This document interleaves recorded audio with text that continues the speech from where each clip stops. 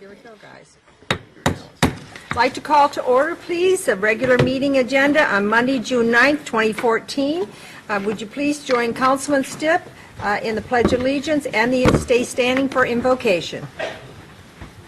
I pledge allegiance to the flag of the United States of America and to the republic for which it stands, one nation, under God, indivisible, with liberty and justice for all. O God, you are the strength of all who trust in you, and without your aid we can do no good thing. Grant us the help of your grace that we may please you in both will and deed. Please keep the men and women serving this nation, both here and abroad, in your protection. Amen. Amen. Thank you.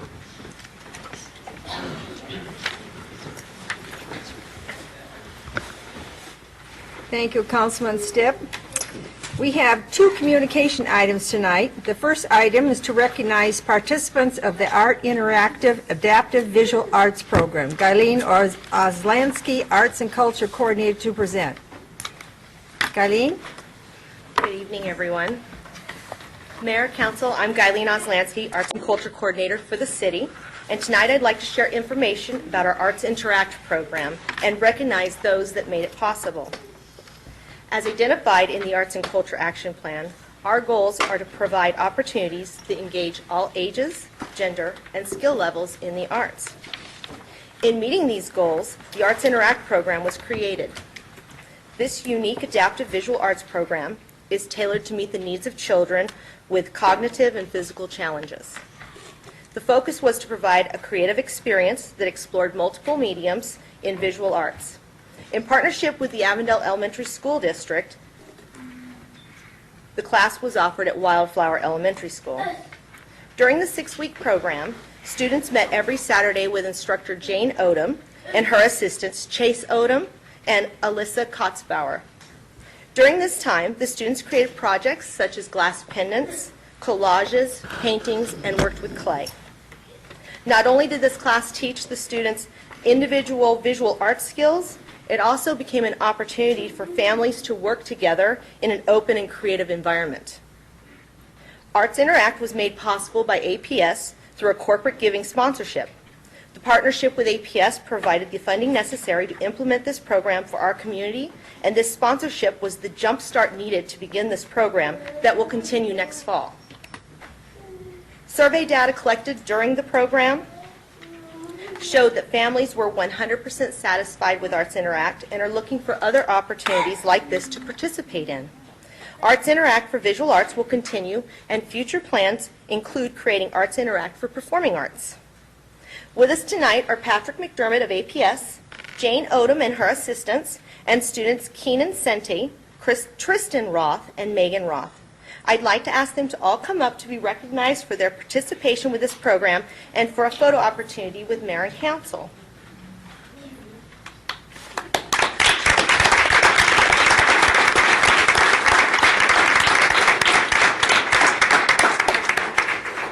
Some of the students brought some of their artwork with us, so I'm going to have them show our audience, and then I'll have them bring them up to show you as well. Guys, can you turn around and show your artwork off to everyone?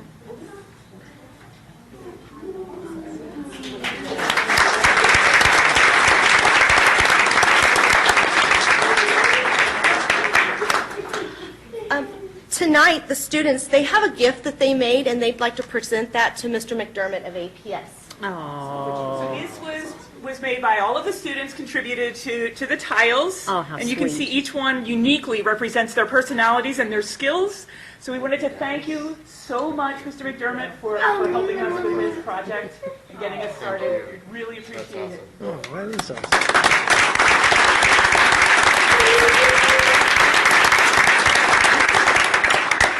Now, if you would, I'd like for you to all kind of come up in front of Mayor and Council, and then we'll get a picture with Mayor and Council. Let's move, yeah, we're going to move down this way. Yeah, just move down this way. We're going to come up here. That's awesome. Yay. So come this way. This way. Oh, I love it. Oh, tell them. Thank you, APS. Yeah. Guys, come on down this way. Bill. I love your picture. That's awesome. That is awesome. Thank you for sharing Maybe you that can come with down us. this way, kind of stand right in there because we come down this way. It's beautiful. That is Yes, put that out. very nice. Okay, we got it? Can you get us all in? You're Betty. Here, let me picture. Oh, okay, all right. What's that noise? I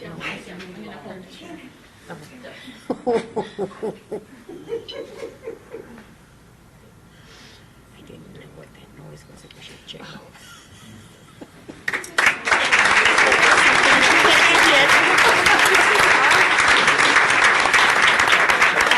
Thank you. It's beautiful. Thank you. Thank you. Thank you so much. Oh, thank you. You're such a wonderful community. Oh my gosh, thank you. I'm so glad it's over.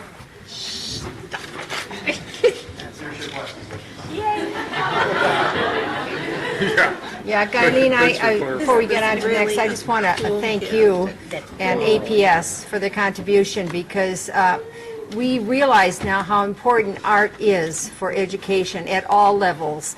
And so we're extremely pleased that this happened in our city, so. Thank you very much. Thank you, everyone, for this evening.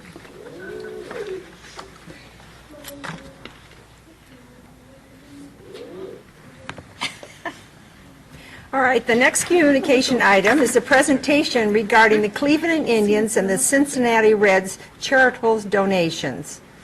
Bruce Kessman, Ballpark General Manager, to present. Well, I moved myself. That's why I moved myself up. Good evening, Mayor and So I council can members. see Even though spring training is over, we still do have some exciting news to share with you. Tonight, I am joined by Ryan Lance of the Cleveland Indians and Mike Savarino of the Cincinnati Reds. And over the last 5+ years, these two organizations have combined and given back over $300,000 to various organizations within our local community. And tonight, I'm going to pass over the microphone to Ryan Lance and Mike Savarino, and they will talk about the beneficiaries of this year's charity events and present the checks. Thanks, Bruce, and thank you, Mayor and council members, for allowing us a few minutes of your time this evening to highlight these charities and present them with what we hope will be some impactful funding towards their causes. We wanted to take this opportunity to recognize just a few well-deserving, locally based nonprofit charities that both the Cleveland Indians and the Cincinnati Reds have partnered with this past spring. The fundraisers that were put together will ultimately go to supporting their mission and the people they serve, not only in Goodyear, but in most cases throughout the West Valley and even some folks out of state. I have a pretty good feeling that most of you here tonight know what both of our organizations do on the field, but what I'm not sure how much people know what we do off the field, or what we call outside the lines. When the city of Goodyear made the very substantial commitment to build that beautiful ballpark and state-of-the-art training facilities for both teams, we in turn made a serious commitment and promise to impact the Goodyear community year-round. Our goal has been to partner with those locally based organizations that share our mission and core values of positively impacting the Goodyear community. And as Bruce Kessman just mentioned earlier, to date we've done that to the tune of close to $300,000 so far. So tonight we first want to bring up Scott Wellman and Corey Cooper from the Hope team at CTCA to accept funds raised from our 4th annual Reds Celebrity Golf Classic held at the Golf Club of Australia in February. Scott, if you could just say a few brief words about your organization and where the funding will go towards. Mayor and Council, thank you again for having us this evening. My name is Scott Wellman. I'm the Community Relations Manager with Cancer Treatment Centers of America, and I'm the former president of the Hope Team Board of Directors. The Hope Team was a nonprofit that was founded simply to provide help, optimism, peace, and encouragement to those battling cancer here locally at Cancer Treatment Centers of America. While our mission is local, we reach people from all over the United States and in some cases outside the United States. We could not do this without the help of the Cleveland Indians, Cincinnati Reds, who are amazing ambassadors for the city of Goodyear. Just want to thank them and thank you for your time.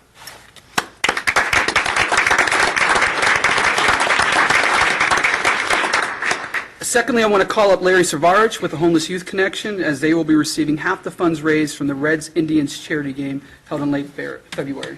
Larry, if you could come up and say a few words. Just a few words. Okay, I'm going to see this. I want to thank you, Mayor Georgia Lord and the council, City Goodyear, and Mike from the Reds, and Ryan from the Cleveland Indians that have supported us for the last 3 or 4 years. It's been an awesome adventure, and I can't hardly believe that we're going into school year number 5 this fall. Time goes by awful fast, but we're continuing to do our job, mainly to help homeless youth in the high school age in the Valley. And through your efforts and your support this year, we were able to help 147 children, and out of that, 37 of them were seniors that graduated, which is just awesome. We're looking forward to our new program we started this year, to advancing the life skill program to teach kids about life after high school, job resumes and things of that nature, and also looking into a new program for a host family program to help children for shelter needs as we're moving forward with our vision of the future. So I wish to thank you again so much for helping us, and hopefully we'll be around for a long time to come. Thank you very much.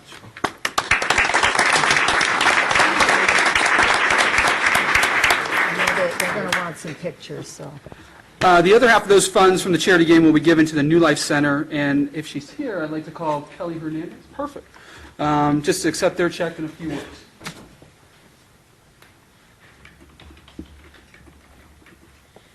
Well, thank you, Mayor and Council, and obviously thank you to the Reds and to the Indians.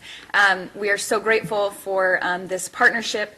New Life Center is a domestic violence shelter providing 120 days of emergency shelter to families fleeing abuse in their homes. And the goal of New Life Center is not just 120 days of safety, the lifetime of an independent generations free from violence. That's the main goal. And the Family Advocacy Program is the way in which that is achieved, empowering these families to choose independent, violence-free lives. So that is what these funds will go to support. So again, thank you so much.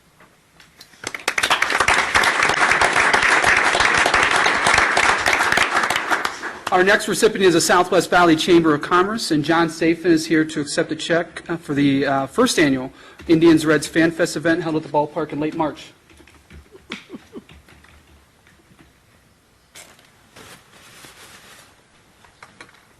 Madam Mayor and council members, thank you very much for the opportunity to speak. Of course, thanks to the Indians and the Reds for all that they did. As Ryan mentioned, this was the first ever Fan Fest event at the City of Goodyear and Goodyear Ballpark. We certainly could not have done it without the graciousness of the city and Bruce and his team at the ballpark. It was just an amazing event, and for a first year to have over 700 people come in, it was amazing. So certainly thanks to them. I would like to bring to the council's attention, we have several of our board members with us. If you could stand, please. Yes, please. And be recognized to also show their thanks and support. Wait just a second here. Thank you. And last but not least, I want to call Devin Kassam to the podium from Southwest Valley YMCA. They benefited from our Roundup for Charity program at our team shop, where fans had the opportunity to round up their final purchase to the next dollar throughout the spring. All that money went to the local YMCA. So, Devin? Thank you, Mayor and Councilman, for the opportunity to be able to speak today. And obviously, thank you to the Reds and the Indians for all of your support. I am the new operations director at the Southwest Valley YMCA, and the funds that we receive through this will go towards our annual community support campaign, which of course goes directly back into families and children who otherwise would not be able to afford to be in our sports programs, our swim lessons, and our membership programs. We don't turn anybody away for inability to pay, so these funds will greatly help support those families that need a good place to be for the community. So thank you. Great. And we're just going to call everybody back up here to get a quick snapshot with our checks. Of course, they are fake, but the real things have already been delivered, so hopefully in their bank account by now. But we're going to get a quick snapshot with Mayor and Council before we All right, head just out for before they come up, I want to give council the opportunity if they want to do any thanking or talking or anything on this. So if anybody has any response, Vice Mayor Pizzillo? Larry, could you step up for a second, please? Is he still here? There he comes.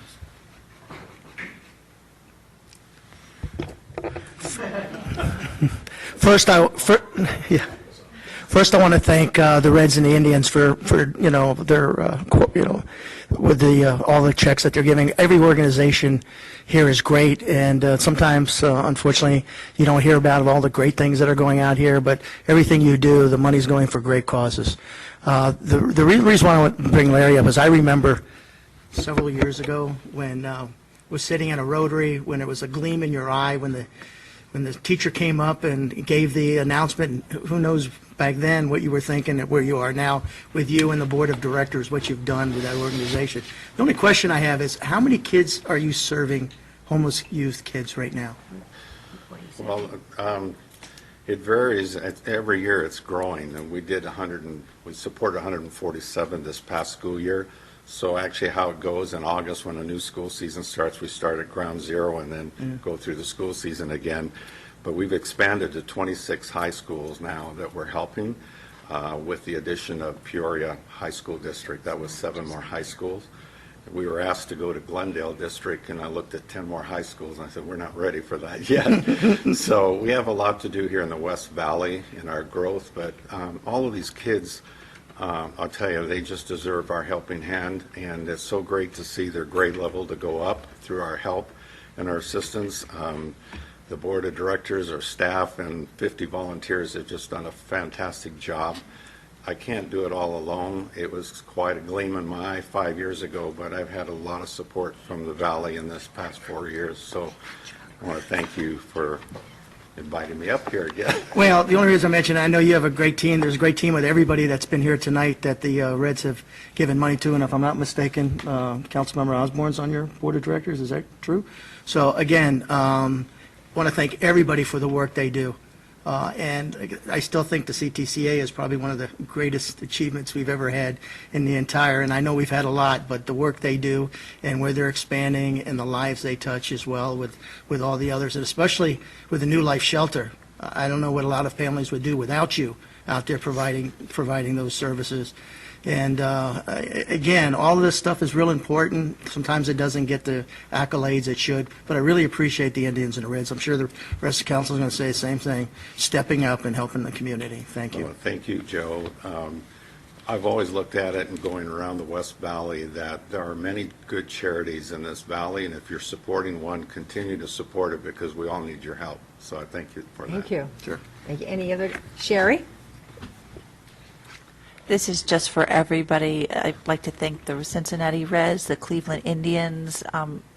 You are the sense of community, so we appreciate that. Every organization that you've given checks to is going to touch hundreds of lives, and then those people will touch others. So I appreciate everything you all have done and your organizations have done, and the great work done by everybody that was brought up. So thank you, everybody. Yes. Anybody else? Yes. Sherilyn? Well, I just want to say specifically to Ryan, because getting a fan fest going was a real goal of his, and I'm delighted to see that it happened, because what respectable baseball fans do not have a fan fest to encourage and get the spirit continued going? So thank you for that partnership, and I'm hoping that it is an annual event. And yay you and yay the chamber. Thank you. Councilman Osborne? My heart's exploding because I personally have such a great connection with just about every one of these organizations, and I love them all. And Mike, Ryan, thank you so much for putting your money, your organization's money, back into Goodyear. We appreciate it highly, and we all know that when our community prospers, we all prosper, and that's kind of what it's all about. So I know Scott, thank you, and Kelly, thank you, my team of the chamber, thank you, and of course Larry. You know how I feel about you guys, and Dawn. And Dawn, actually, could you please stand up? I would appreciate it. This is Dawn, our new executive director with the Homeless Youth Connection, and so Welcome. wanted to. Welcome. Larry, our founder, the two team there together are doing great things. Thank you very much. Well, you can see how everybody feels about it. I just wanted to give council a chance to talk. You know, the mayor is always fore in front, and so I said this time I'm going to give it to council, and I appreciate all your comments. They were well said. Now, you want to do some pictures, I told, so come on up, just direct us, and we'll do whatever you want. All the way over here? Okay. Where we going? I just like we always do over here. Pick my spot. I really would like to see someone take that to the bank. Yeah, what would happen if you would take, What happened if you did take that to the bank? you just kind of put it through the I think drive-through? you can cash it. Teller window? Oh, I don't think it has the numbers in it.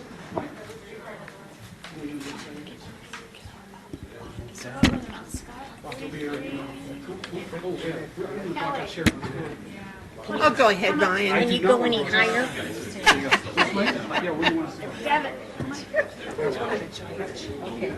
I don't think that's going to work. Blue Life Center, 12,000. No photo bombing. Sherry, don't do that. CA, 6,000. Too short to do that. Cheryl, look at the Oh. camera. I'm doing other things.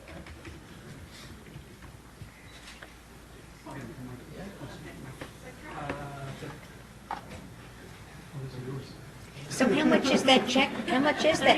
How much is the check? 33,000. 33,927? Oh, very nice. All right. Very nice. That's big money. It's a lot of money. That's a lot of money. Tell me I'm on their other board. I know.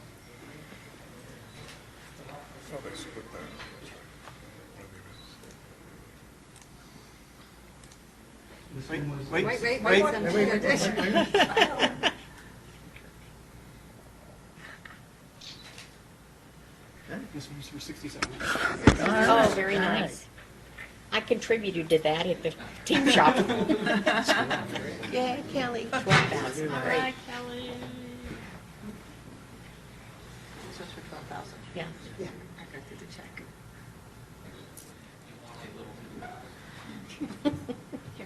Could you stand up, Wally? I'm standing up.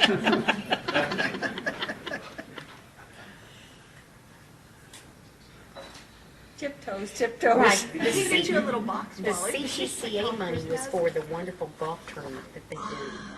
That's what it's. Yeah, which one again? So golfers have money? Yes, they do.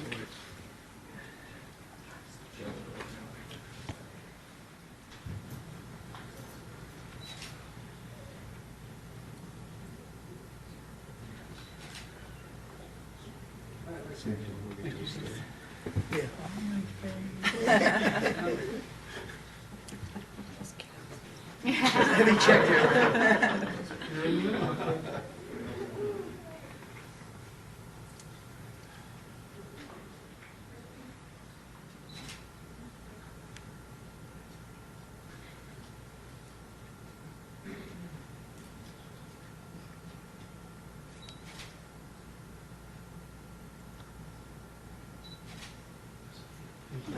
Thank you. Very nice. Very nice.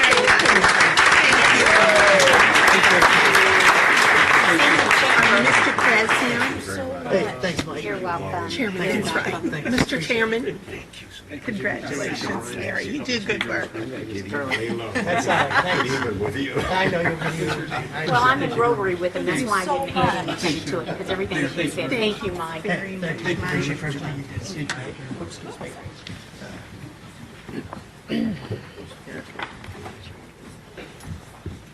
Good job. Okay, I'll go back. Thank you. All right, now is the time for a citizen who would like to address the city council on any non-agenda items, and I do have one speaker card. That's for the general plan. We That's don't for the have any general for the plan, okay. citizen. No, not. Later, not yes, now. correct. Is there any other cards? No, Mayor. All right, thank you. So let's go to this consent agenda. Would the city clerk please read consent agenda items 6.1, 6.4, and 6.6 by title only, please? And on the one item, item 6.5 has been moved to the business agenda. Item 6.1, approved draft minutes from a special meeting held on May 5th, 2014, and regular meeting held on May 12th, 2014, and May 19th, 2014. Item 6.2, accept the dedication of an exclusive sewer line easement along the north side of Yuma Road. Item 6.3, approve the issuance of 2 utility easements to Arizona Public Service Company and Arizona Corporation, APS, for city facilities being constructed at the Goodyear Operations Center. Item 6.4, adopt Resolution 14-1632, declaring as a public record that certain document on file with the city clerk titled 2012-2013 Amendments to the Privileged License Tax Code of the City of Goodyear. Number 2, adopt Ordinance 14-1296, amending the Privileged License Tax Code of the City of Goodyear, providing for penalties, severability, and effective dates. Item 6.6, adopt Resolution Number 14-1638, approving the purchase of the well site property located at 15354 West Van Buren Street, Goodyear, Arizona, 85338, well site 19 property, from Evergreen Estrella and I-10 LLC, an Arizona limited liability company, authorizing the city attorney to make non-substantive changes to escrow and recording instructions, authorizing and directing the city manager or his designee to take actions and execute documents, and providing for an effective date. Thank you. Just to make it clear, item 6.5 was moved to the business agenda. Does anyone from the public wish to remove an item from the consent agenda? Does anyone on the council wish to remove an item from consent agenda? All right. Could I please have a motion, a second, to approve the consent agenda? So moved. Second. I heard a motion from Councilman Campbell and a second from Councilman Stipp. Roll call vote, please. Vice Mayor Pizzillo? Aye. Councilmember Osborne? Aye. Councilmember Loretano? Aye. Councilmember Campbell? Aye. Councilmember Stipp? Aye.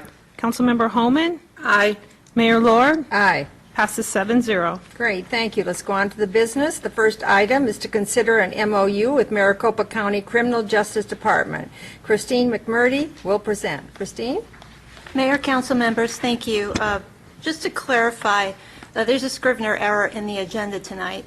Under the purpose statement, you'll see that the last sentence states that the funds from this grant would be used to satisfy an audit recommendation at the police department. That is not what these grant funds are going to be used for. So I wanted to make sure I took this opportunity to clarify what the grant is going to be used for.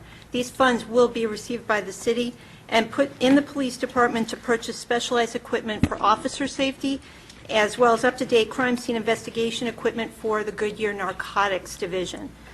Some of this equipment involves GPS systems to pinpoint map evidence, awnings, tables, light plants, rehabilitation equipment, body recovery kits, ruggedized tablets with built-in air cards, and other officer rescue scenario equipment that's really essential for this important part of the police department to get their job done.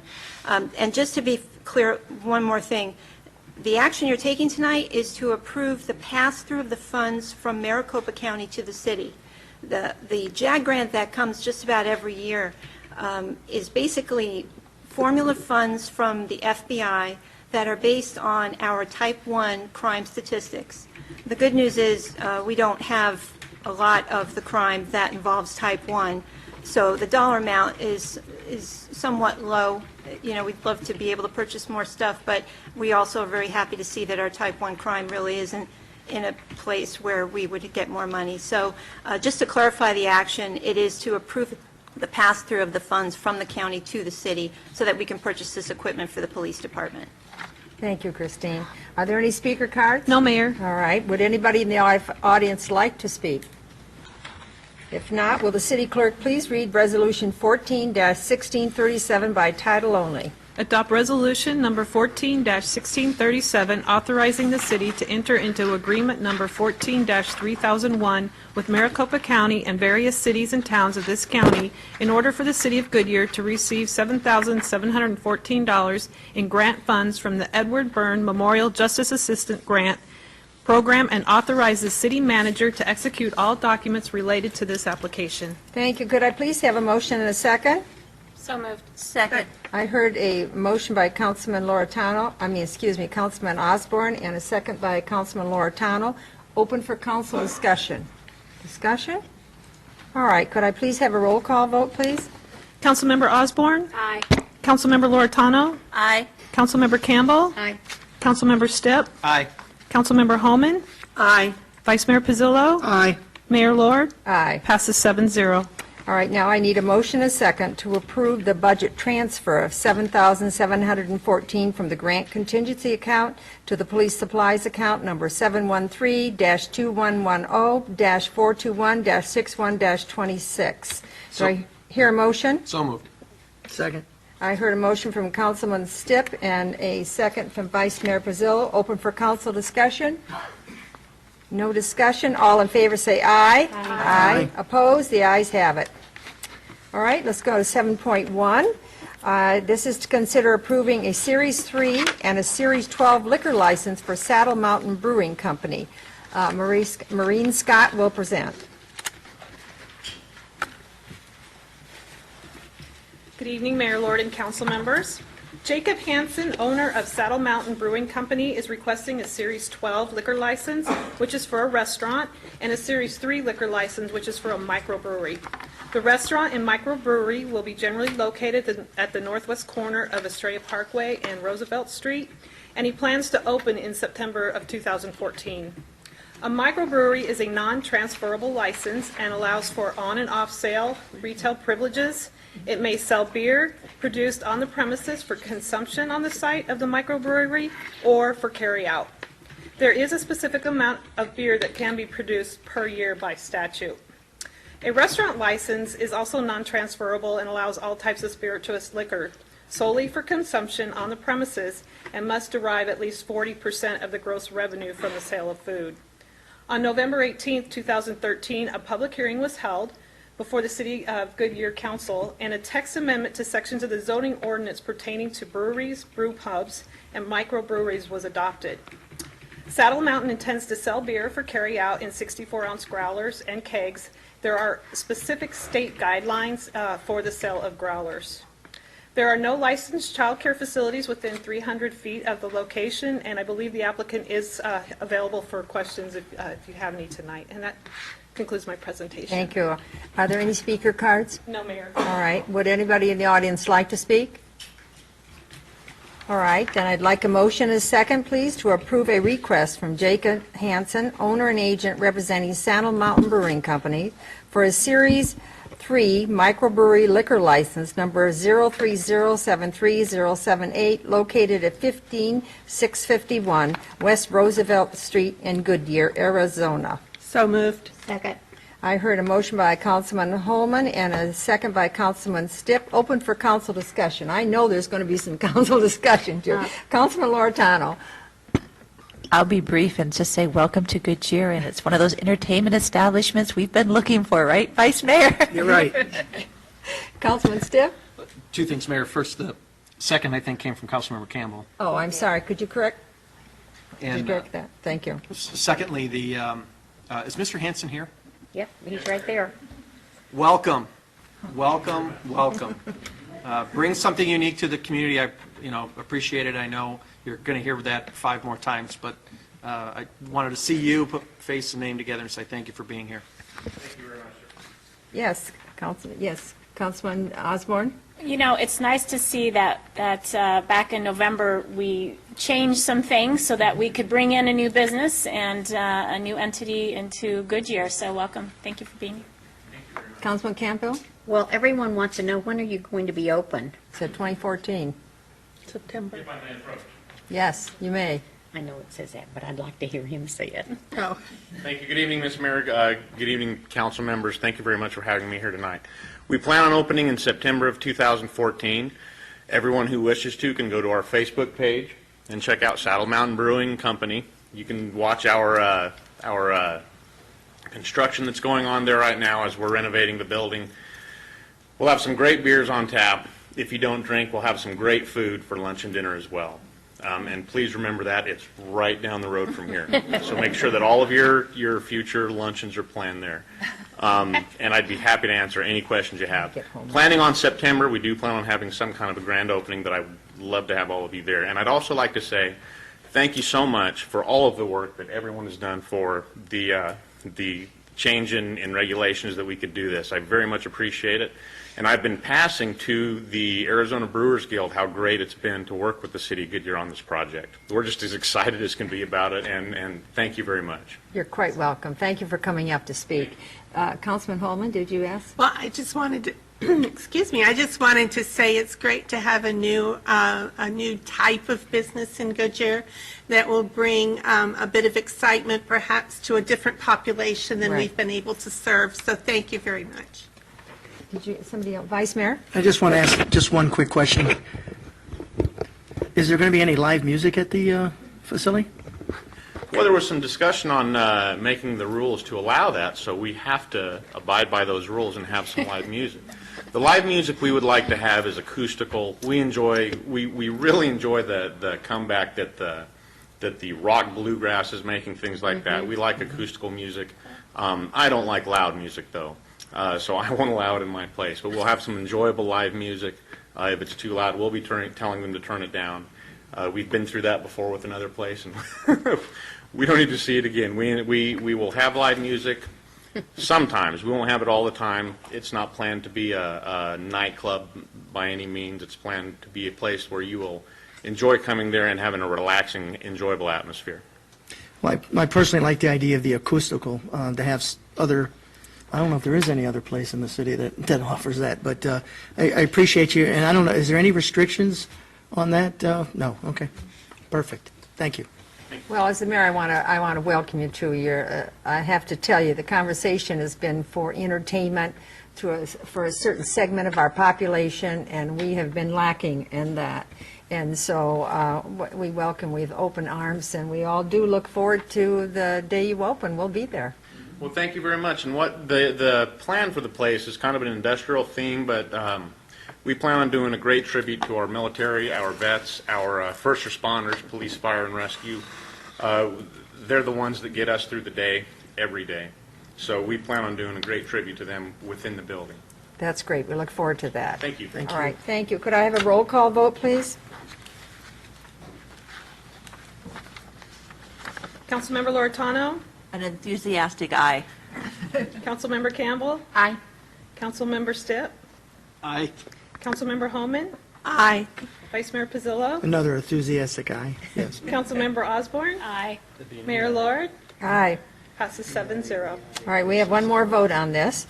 I need a motion and a second to approve a request from Jacob Hansen, owner and agent representing Saddle Mountain Brewing Company, for a Series 12 a Series 12 restaurant liquor license number 120798884, and located at 15651 West Roosevelt Street in Goodyear, Arizona. Open for council discussion. Need a motion?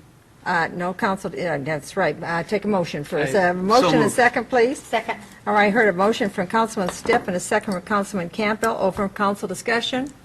No discussion. Roll call vote, please. Councilmember Campbell? Aye. Councilmember Stipp? Aye. Councilmember Homan? Aye. Vice Mayor Pizzillo? Aye. Councilmember Osborne? Aye. Councilmember Loretano? Aye. Mayor Lord? Aye. Passes 7-0. All right, now you're official. Thank you very much. You're welcome. The next item on business is a public hearing to receive public comment on Goodyear's 2025 general plan. No action will be taken. Open public hearing. Katie Wilkin to present. Thank you, Mayor and members of the council, and I have a PowerPoint presentation. All right. Last week, I came before you in work session so we could discuss the general plan. Tonight, for the public hearing, the purpose is to get comment from the public and give them the opportunity to formally comment on the plan, and then another opportunity for council to provide comment on the plan. Basically, tonight's presentation is going to differ from last week's. It's structured around the process we use to create the plan, and that's been one of the most important things of the plan. It's a great plan, but there's not necessarily significant revelations within the plan. What's really been important is how we've brought the community together in creating this plan, and they validated what councils put into the strategic plan and some of our other planning documents. So the general plan is our comprehensive plan. It's our opportunity to look at how everything works together, how land use and transportation and economic development all work together. Oops, sorry, I must slide behind. It includes a statement of our vision and community goals, and then it also helps in our decision-making through either the strategic plan or our development review process. And the great thing is the community really helped us make those connections. So, for example, we took the plan to the Arts and Culture Commission to comment on, and they saw the economic development section, and they were like, hey, we're small businesses too. You should make the connection that local artists are small businesses. And there were lots of revelations like that where, you know, we didn't see, the staff didn't think of the connections, but our community made those for us. The general plan is not a budget. It's not specific plans for specific developments, and it's not our zoning ordinance. It's a step ahead of the zoning ordinance. The reason we're updating it is we are required by state statute to update it every 10 years. Also, we passed a population of 50,000 since 2003 when we last updated the plan, and there are additional requirements. So our current 2003 plan does not conform to state statute. But also, it's also good planning. Our population has more than doubled since we last ratified the general plan, and we've incorporated a significant amount of land, so it's a good time to do new planning. There are many requirements in state statute for the general plan, which you can see above. And so going through this public process, and these slides really mirror Appendix C of the general plan, if you ever want to go back and miss my presentation and relive it. So it really started in October 2012 with the kickoff of the General Plan Committee. This was a 25-member citizens committee that City Council established to guide the creation of the plan. And, and these are 25 members, but I have to point out that, will you please stand up when I call your name? Chuck Watson, Estelle Beswick, Peter Fine, Brandon Hampton, Ted Ingalls, Deb Robinson, and David Wilson. Did I miss anyone else who's here tonight? So I just want to recognize them and give them a round of applause.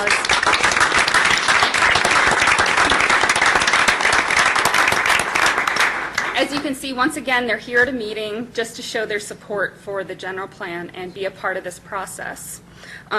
Over 18 months, 21 meetings, over 2,000 volunteer hours the General Plan Committee put in, and they really represented the diversity. They represented almost every neighborhood in the city, different age groups, different ethnic backgrounds, renters, owners, small business people, people who work for Lockheed Martin. So it was just a fantastic group, and they really represented the city well.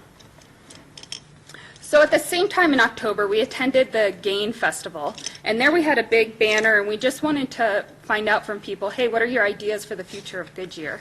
And what we found out there was that it was parks and recreation, light rail and transit, entertainment, and schools. And that was our first indication of what we were going to hear throughout the plan. And really seeing that, that was our first indication that doing the Parks Master Plan update, Transportation Master Plan update, and Economic Development Plan update all at the same time was going to be a good idea because we were already hearing from the community that was the most important parts.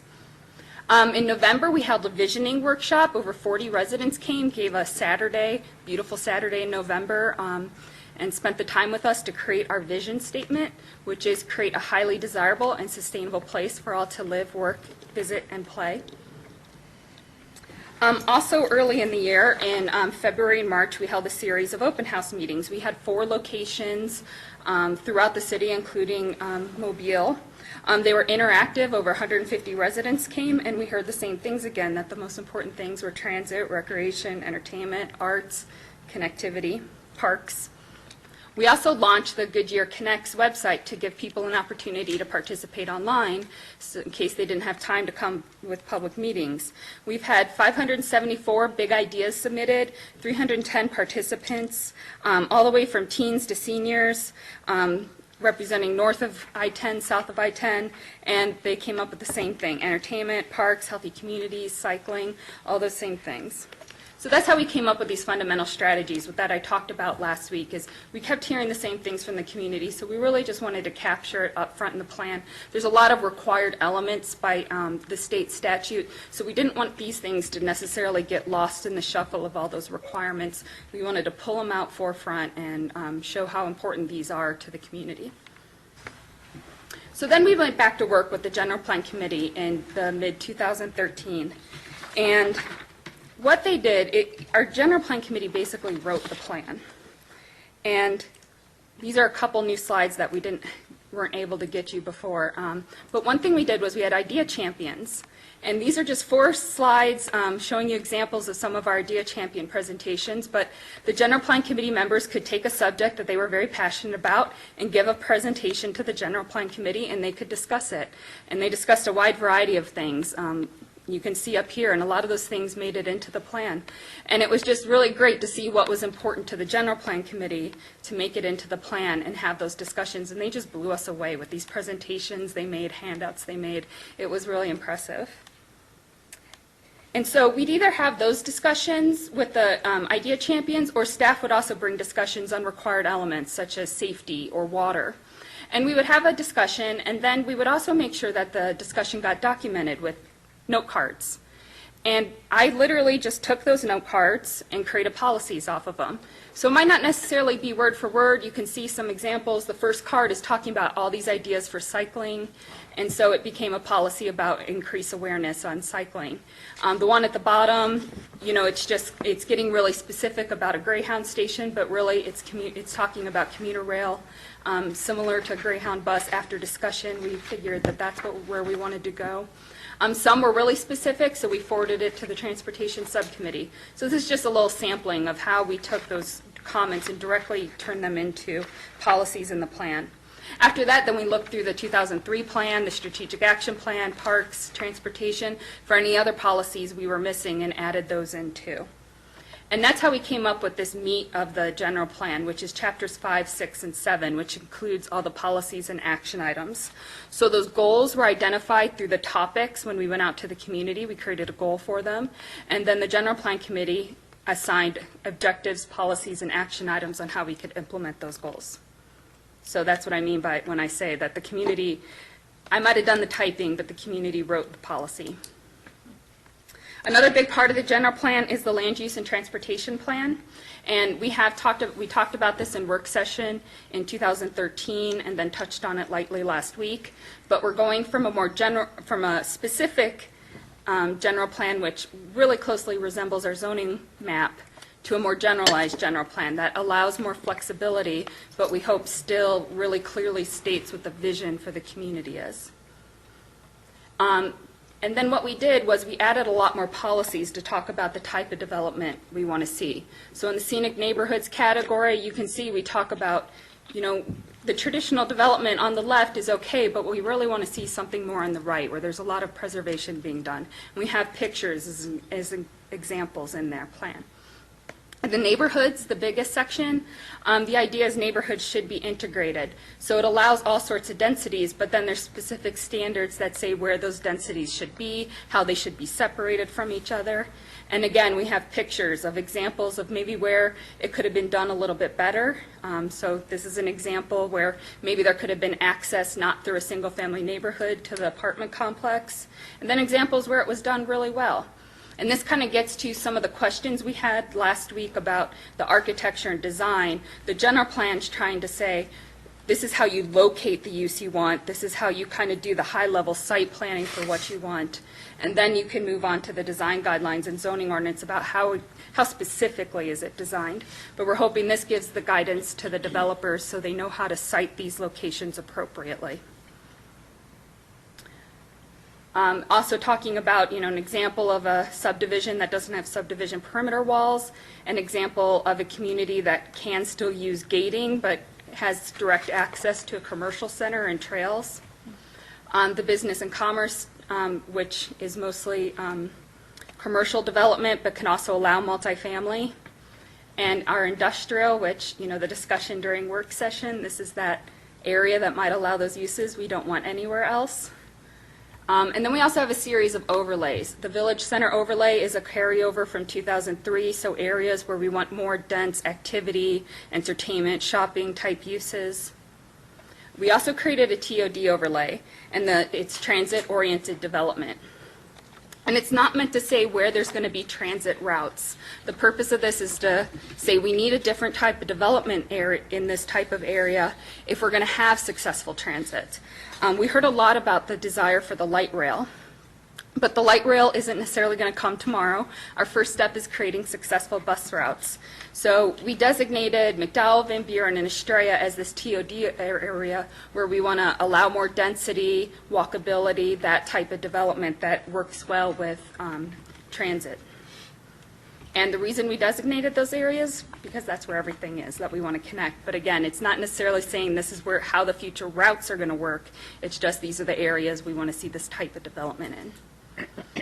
We also have the loop-compatible land use overlay, which basically just defers to the state statute. We are required now to designate areas for aggregate mining, which is basically the floodplain area in the Gila River, but they still have to get zoning approvals. We're just saying areas where they could possibly go. And then there's a wildlife overlay in the southern Goodyear, and this is all wildlife that has been spotted in our wildlife overlay. It's land owned by BLM, and we worked with Arizona Game and Fish to recognize this in our general plan. And you can see this is a big cat that someone actually tagged and tracked throughout Goodyear. So this cat's moving along in Goodyear. So there really is significant wildlife to protect in that area. So then we had a draft plan, and we started going back out to the community to say, you know, how do you like what we've come up with so far? We went to Gain, had a community meeting, and then we sent out our official 60-day review for comment. We're required to send it to our neighboring residents, neighboring jurisdictions, and other agencies. And we did not receive any negative feedback during that time. And I'm also pleased to say that MAG found that the general plan is in conformance with regional transportation and air quality plans. Luke stated that they were very happy with the content of the plan, and the Attorney General also stated that the plan conforms to protecting military operations, and the Arizona State Land Department also found the plan to be satisfactory. So it was great to get that feedback from those agencies. We also went out to the community to make sure the residents had an opportunity to see the plan, and we got really positive feedback. The question they had was, all right, how and when? So that's going to be our big assignment. A lot of that's in the master plans, but some of the areas, too, we will still have to keep answering those questions. We had another community meeting, visited Tale of Two Cities. And then finally, on March 25th, the General Plan Committee approved the general plan and forwarded a recommendation approval to P&Z and Council. So all in all, 63 public meetings, 650 unique participants. This doesn't even count the transportation plan and the parks plan outreach. That was separate, but we were definitely sharing notes. So it was a very successful public outreach campaign. We keep getting the question of implementation, so to highlight that again, the two major ways it's implemented is one, the land use plan is implemented through the development process, and then of course we now have this great performance management program where the general plan and the master plans as well are a big piece of this. And then of course we're also always looking for other ways to implement parts of this plan. So tonight, we're not asking for any action. We're just simply asking for comment, again, from you and the public. And that concludes my presentation, and we will be back to you on June 23rd with any comments we have. One other thing, I did pass out this comment matrix. Ever since we sent out the 60-day draft, we've been tracking all the comments we've received. So since the plan was approved by the Planning and Zoning Commission, I haven't received any comments from the public, but staff has noted several comments. Nothing is substantive. There's a couple typos. We also realized we didn't have any language talking about the community art contest, how this cover came about, so we wanted to add that. So if I don't hear any objections to making these changes will be incorporated to the June 23rd draft that'd be brought to you for vote. Thank you. Nice presentation. We have one speaker card at this time. Any other ones? All right, so Chuck Watson?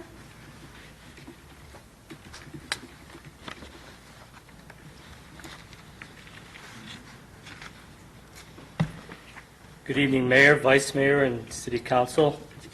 I just wanted to take a moment to not only say what's already been said about the committee, but how proud I am to have been a part of it. I remember when I was interviewed, as the other 24 members were, by Councilman Stipp and Councilman Campbell and the late Councilman Gelser. And since he was on the 2003 Planning Committee, it was very important, and he stressed that, I'm sure to each one of us, he did me, how important an undertaking we were doing because of the growth of the city, and important to have a roadmap for that growth. I hope he's proud of what we've put together. I just want to mention a couple things real quick.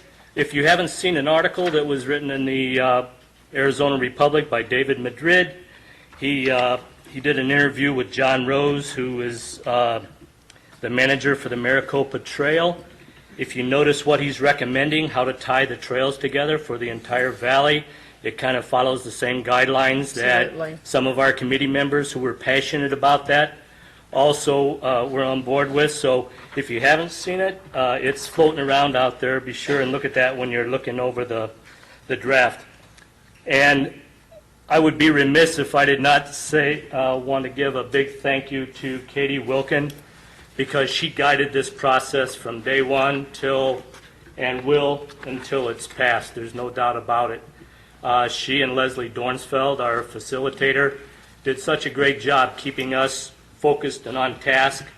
And actually, the meetings very seldom went over other than the land use, which we all know that's a hot topic. So for the most part, we were able to stay on task thanks to their leadership and guidance, and I'll tell you, Katie's one in a million.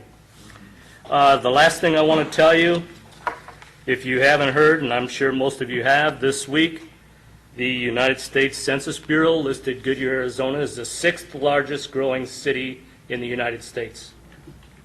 So it's kind of good to have a plan in the works that hopefully will guide us in that growth. So thank you very much for your time and patience. Thank you. Are there any other speaker cards? No, Mayor. All right. So we're going to close the public hearing. And we'll go on to 7.3. This is so difficult when you close a public hearing like this and not be able to say something after somebody who's done so much work just came before us to speak. So this is very difficult. Can we talk about this now? Mayor, you sure can. I don't have anything on here that allows that, so I'm going to put this to you, okay, because Chuck has done so much and the committee has done so much, I just can't leave this. So, Councilman Campbell, you can start it off. Okay, thank you. I really want to thank Chuck Watson for his leadership as the chair of that committee. I know when our committee and our council asked that he take on this task, I don't know that he really knew the demands on his own personal time, what it was going to be. But he has been a phenomenal chairperson. He's been always out in the front on this, and I just can't thank him enough. I know his family has sacrificed having him home, and it's been quite a challenge for him. But we just thank you, Chuck. And Katie, we do know how hard you have worked on this, and we know how you took our general plan from before to make this one even a better one and a more encompassing one, and one that we really feel that we'll be able to work with seamlessly. So we just thank you as well, and all the staff that helped you. I don't know how many did whatever they did, but I know I went to all the public meetings, and you were always there putting up easels and boards and pictures and this and that, and we just thank everyone so much, because this is really a product that our Citizens Committee can be very, very proud of. Councilman Stipp? You know, Chuck and everyone that's here from the committee, to reiterate what Councilmember Campbell, the thanks that she gave, but just the work, I think we knew in our hearts that we were putting together a team that was just going to be awesome together. And I think even my expectation of what awesome looked like was blown out of the water completely by the groups that came together and gave their own presentations and whatnot. When I heard about that and was hearing the work that was going on, I knew without a question of the doubt that the product that was going to come out of that from that citizens group was going to be really almost a no-brainer for everybody in this community to vote on. And for that, I'm very, very grateful, because I know that this subject throughout the state has been very difficult. And our community really should have zero doubt that this is not the best plan that we have for our city. So thank you. Councilman Loretano? Just to reiterate to Katie, thank you very much for your leadership and staff and everyone who helped. Chuck, thank you very much for your leadership, and everyone here who stood up on the committee. Thank you all for all the long nights and all the volunteer work you put in, because this plan is spectacular, and as Chuck said, we were the sixth fastest growing city as we come out of the recession. This plan sets the groundwork and the framework for this council, for future councils, and for future generations, and is really a roadmap to keep this a top-notch city. So I want to thank you from the bottom of my heart, everyone who worked on it. Vice Mayor? There's not too much more to add. I mean, I agree 100% what everybody said, but again, I always like to stress, this is what makes Goodyear a great place to live. The amount of people and the numbers and the quality that step up to make this a great community and give of their time. Katie, do you have any idea? I think you mentioned once the amount of hours, just not staff time, but hours that our citizens and the developers who are all on the committee, for this entire process. Do you know of a count of the hours that they? Because I remember it was huge, but I don't remember what that number was.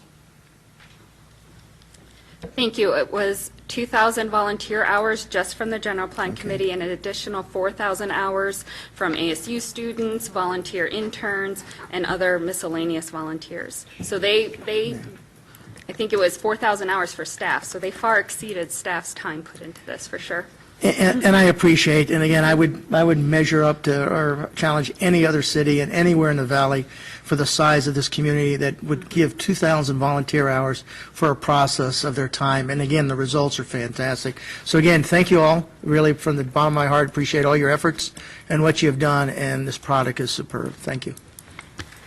Councilman Osborne. Thank you. I missed the work session last week, but just from the meetings that I have seen and the information that has come through, thank you to Katie and to this committee, because I know the time that you put into it is because you love our city, but I guarantee now you love our city even more, and you're even more excited about it because you know every little detail about it, and you'll want to see some of those things come to fruition. So you really are going to be outstanding ambassadors for Goodyear, and I appreciate that. I've seen from the last plan in 2003 to now, and it's exciting to know that, we keep growing. I mean, my goodness, just like you stated, sixth fastest growing city in the nation. That's probably not going to be changing. And so it's awesome when our citizens get involved and we say, this is what we want, and this is what we want to see. And, people in the past 100 years didn't really have that opportunity like we have, and so it makes it even more exciting. And, it's all been said, ditto, ditto, ditto. Thank you, appreciate it. Katie, I know this was your baby, and you're getting to see it come to the end, and we'll get you on the next great big thing, right? Thanks, guys. Councilman Campbell? I've already spoken. Okay, I didn't know if you had Oh, no, I just... She did great. I agree with Councilman everybody. Holman? Sorry. You're glad it. I think one of the key things that I'd like to reiterate, in addition to agreeing to what has been said, especially Katie, but Katie, when she takes on a task, she does it. whatever that might be. I get to work with her on another, and she's quality and she works. And Chuck is a neighbor of mine, and I say thank you to Chuck. But what I wanted to reiterate was something that Bill Stipp said, and that was, this is such an easy plan to read and to follow, and it's encompassing, that it's really going to be easy for our citizens to vote for it, because it's clear, it's not vague in any way, and there's nothing hidden. So that's the quality that I think will make it be very effective as time goes on. Well, Councilman, you all shared your thoughts, and I agree with each and every one of them, and thank you for that last one. It was very, very good, Councilman Holman. I just want to congratulate Chuck and Katie for working so well together. That's always, that's a team, it takes a team to make this happen. And not only that, you were able to bring all of your committee members together to form such great consensus and to perform the way you did and produce this magnificent manual. So you need to be congratulated, and that, as I said before, will go down in history, the history of Goodyear. So thank you so much. So we'll go on to the next item, 7.3. The next item is the public hearing to consider adopting the City of Goodyear Design Guidelines Manual. Before I open this meeting, checking with the lawyer, because this has not been said, is the conversation with the council going to be during the meeting, during the public meeting, or after, like I just did this one? Public hearing? Yeah. Public hearing first. Public hearing, bang, and then they can do their comments. I just want to make sure, because both of these were written a little bit differently. Okay, so I'm going to open the public meeting, and Hector Tapia, Deputy Development Service Director, will present. Hector? Good evening, Mayor, members of the City Council. What a great introduction from the general plan, coming down to a different level, the guidelines. As you can see, the guidelines, we have been working in the last 4 months and trying to create some kind of more flexibility into the existing guidelines. So we were tasked back in January to create a new update the existing guidelines. You can see on the slide here, we're going to be discussing again the general plan division, strategies, design guidelines goals, and North Winter is going to come over and talk to you in more detail about the guidelines and the changes that was actually implemented in the last few months. First, as you can see, as you already discussed, a great introduction to the guidelines. The guidelines is a little lower level than the general plan. Here, you will dig into a little more detail about the designs of buildings, landscaping, the site layout. So as you can see on the slide here, the general plan gives you the bigger umbrella as a city-wide. And then you have a lower level master plans, the Parks and Master Plan, Transportation Master Plan, design guidelines, and you continue going down to a more detailed, more specific, more legal requirements of the zoning ordinance. Zoning requires you the height limitations, the setbacks, and right now at this level we are design guidelines a little lower than the general plan. As you can see, the 9 strategies that Katie mentioned to you earlier today and last week, each of those strategies are also being touched in the design guidelines. On the bottom of that graphic there is a citywide perspective. And then you go down to the neighborhood and then to the shopping center and to the building design, a little more detail. So the guidelines which not only will be looking at citywide, but also at the building level. Or vice versa, you can start from the building level all the way up to the citywide.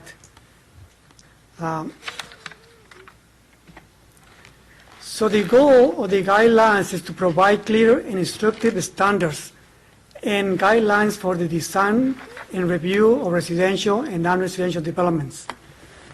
So each of these points here will be touched on the guidelines. For example, increased pedestrian and multimodal connectivity.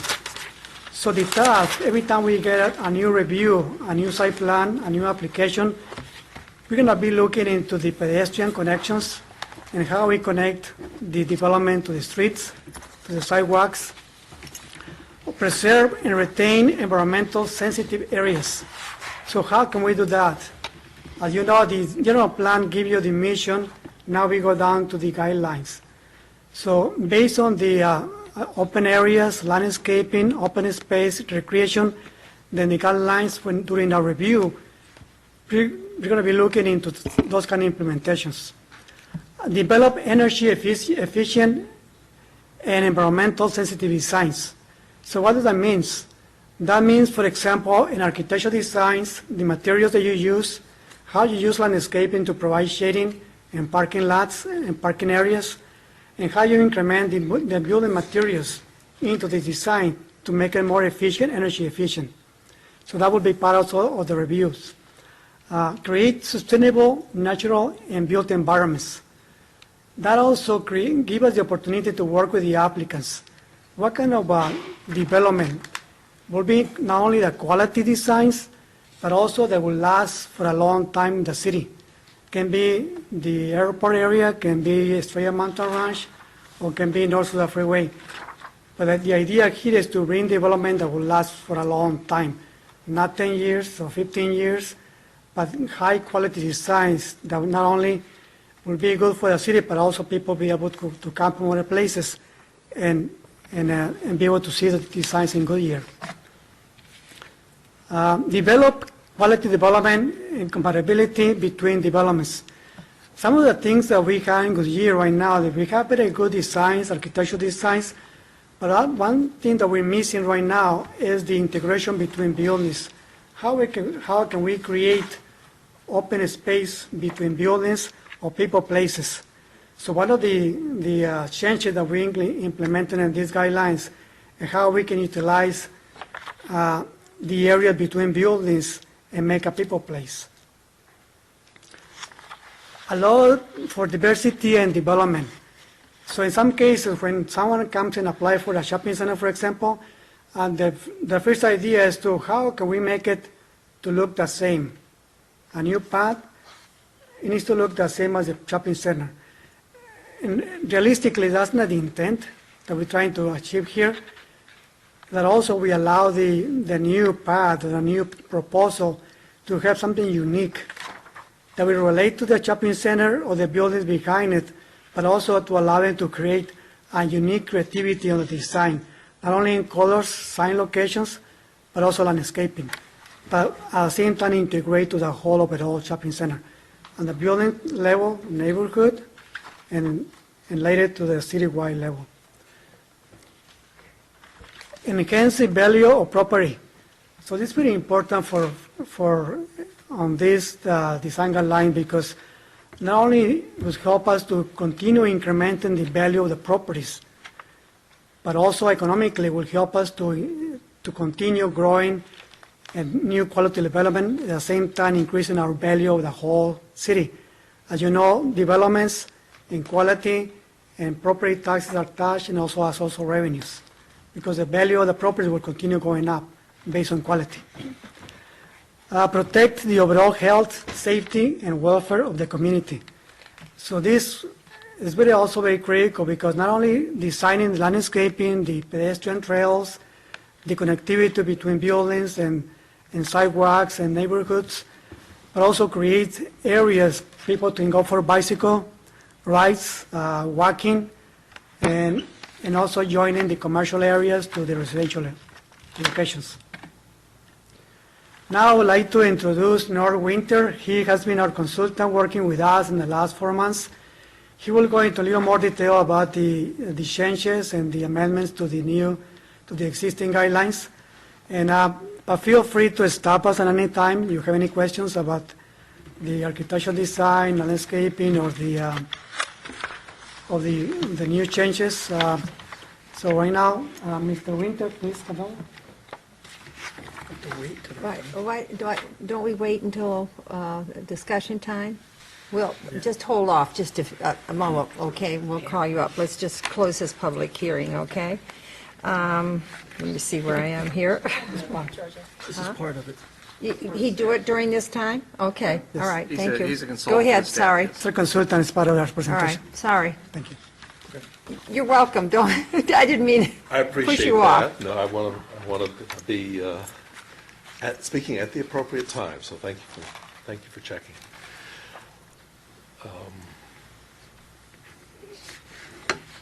Winter and Company consults across the country with communities in writing design guidelines and design standards.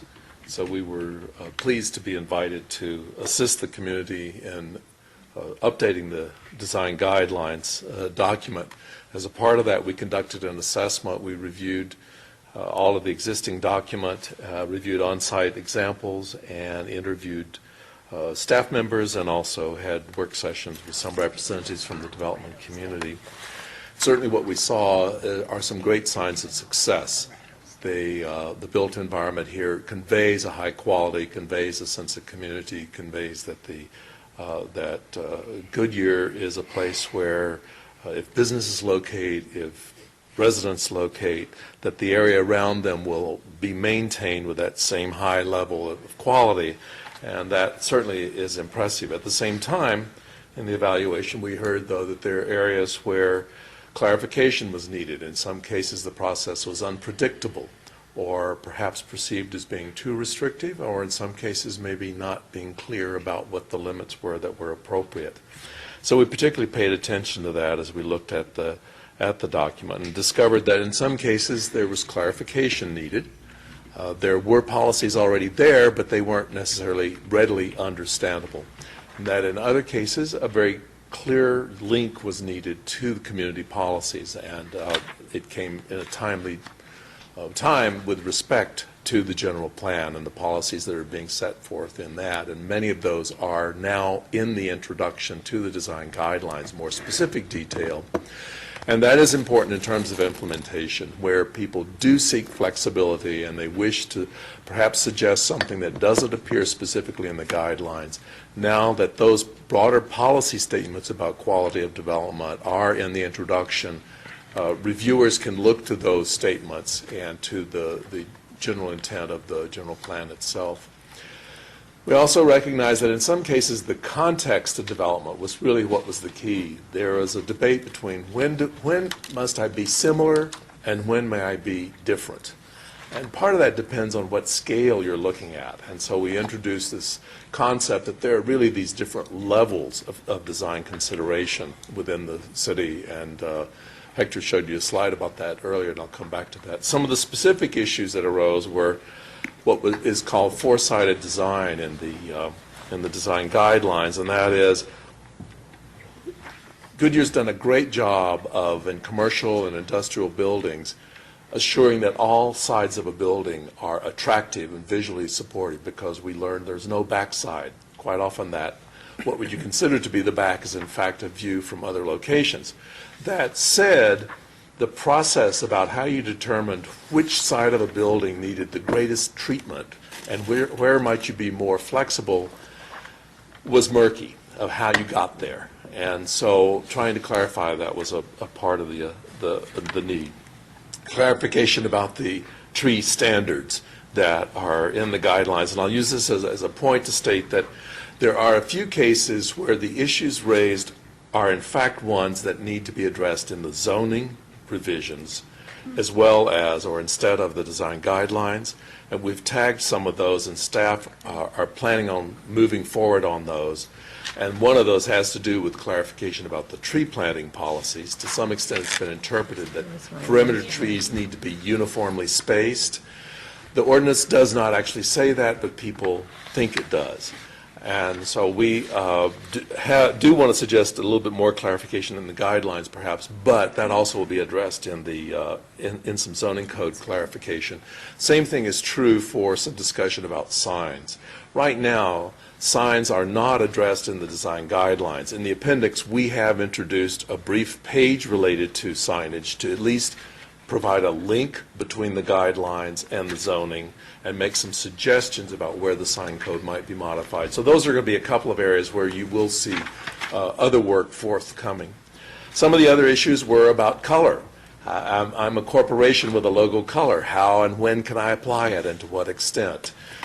It was another one. And then particularly treatment of some materials for buildings.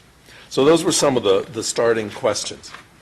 Those all sort of came down to these broad points. One is the need to enhance predictability throughout the document, to clarify where flexibility is appropriate and what the range of flexibility is. On the one hand, to be flexible, but also to define its limits of where going beyond those limits is not a part of Goodyear's personality. And part of that relates to the idea of what we've defined as the degree of continuity versus diversity and that balancing act. And there's a lot of discussion now in the introduction about that. But we also heard clearly from Council and also the Planning Commission not to throw the baby out with the bathwater, not to dilute things in a way that would diminish the standards that the community has set forward. So that's also part of the assignment that we recognize. The general tune-up, as we've called it, you'll see it appearing in these ways. One is in the main body of the existing design guidelines document. There are situations where we have inserted text, and particularly several intent statements, because in many cases there were guidelines that existed, but why you were being asked to do that wasn't necessarily clear. Well, why is that important? If I have an alternative idea, it's hard to measure the appropriateness of the alternative idea if there isn't an clear intent about what it was that we were trying to achieve. And I'll show you a couple of examples about that. In other cases, it's simply a matter of adding more illustrations in photographs and sketches to demonstrate what is intended and what is expected, and partially to sort of subconsciously convey the high quality of design that the community seeks, and in some cases to do that in charts and tables.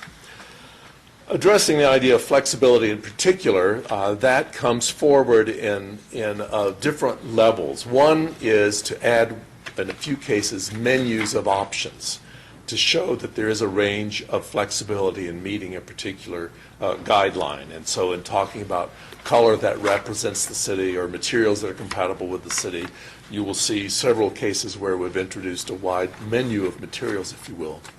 The other, as I've already alluded to, is the idea of adding intent statements that would precede some of the groupings of the existing guidelines to make it clear what their objectives are, and therefore to enable staff to be more flexible in some cases, but to still meet that intent.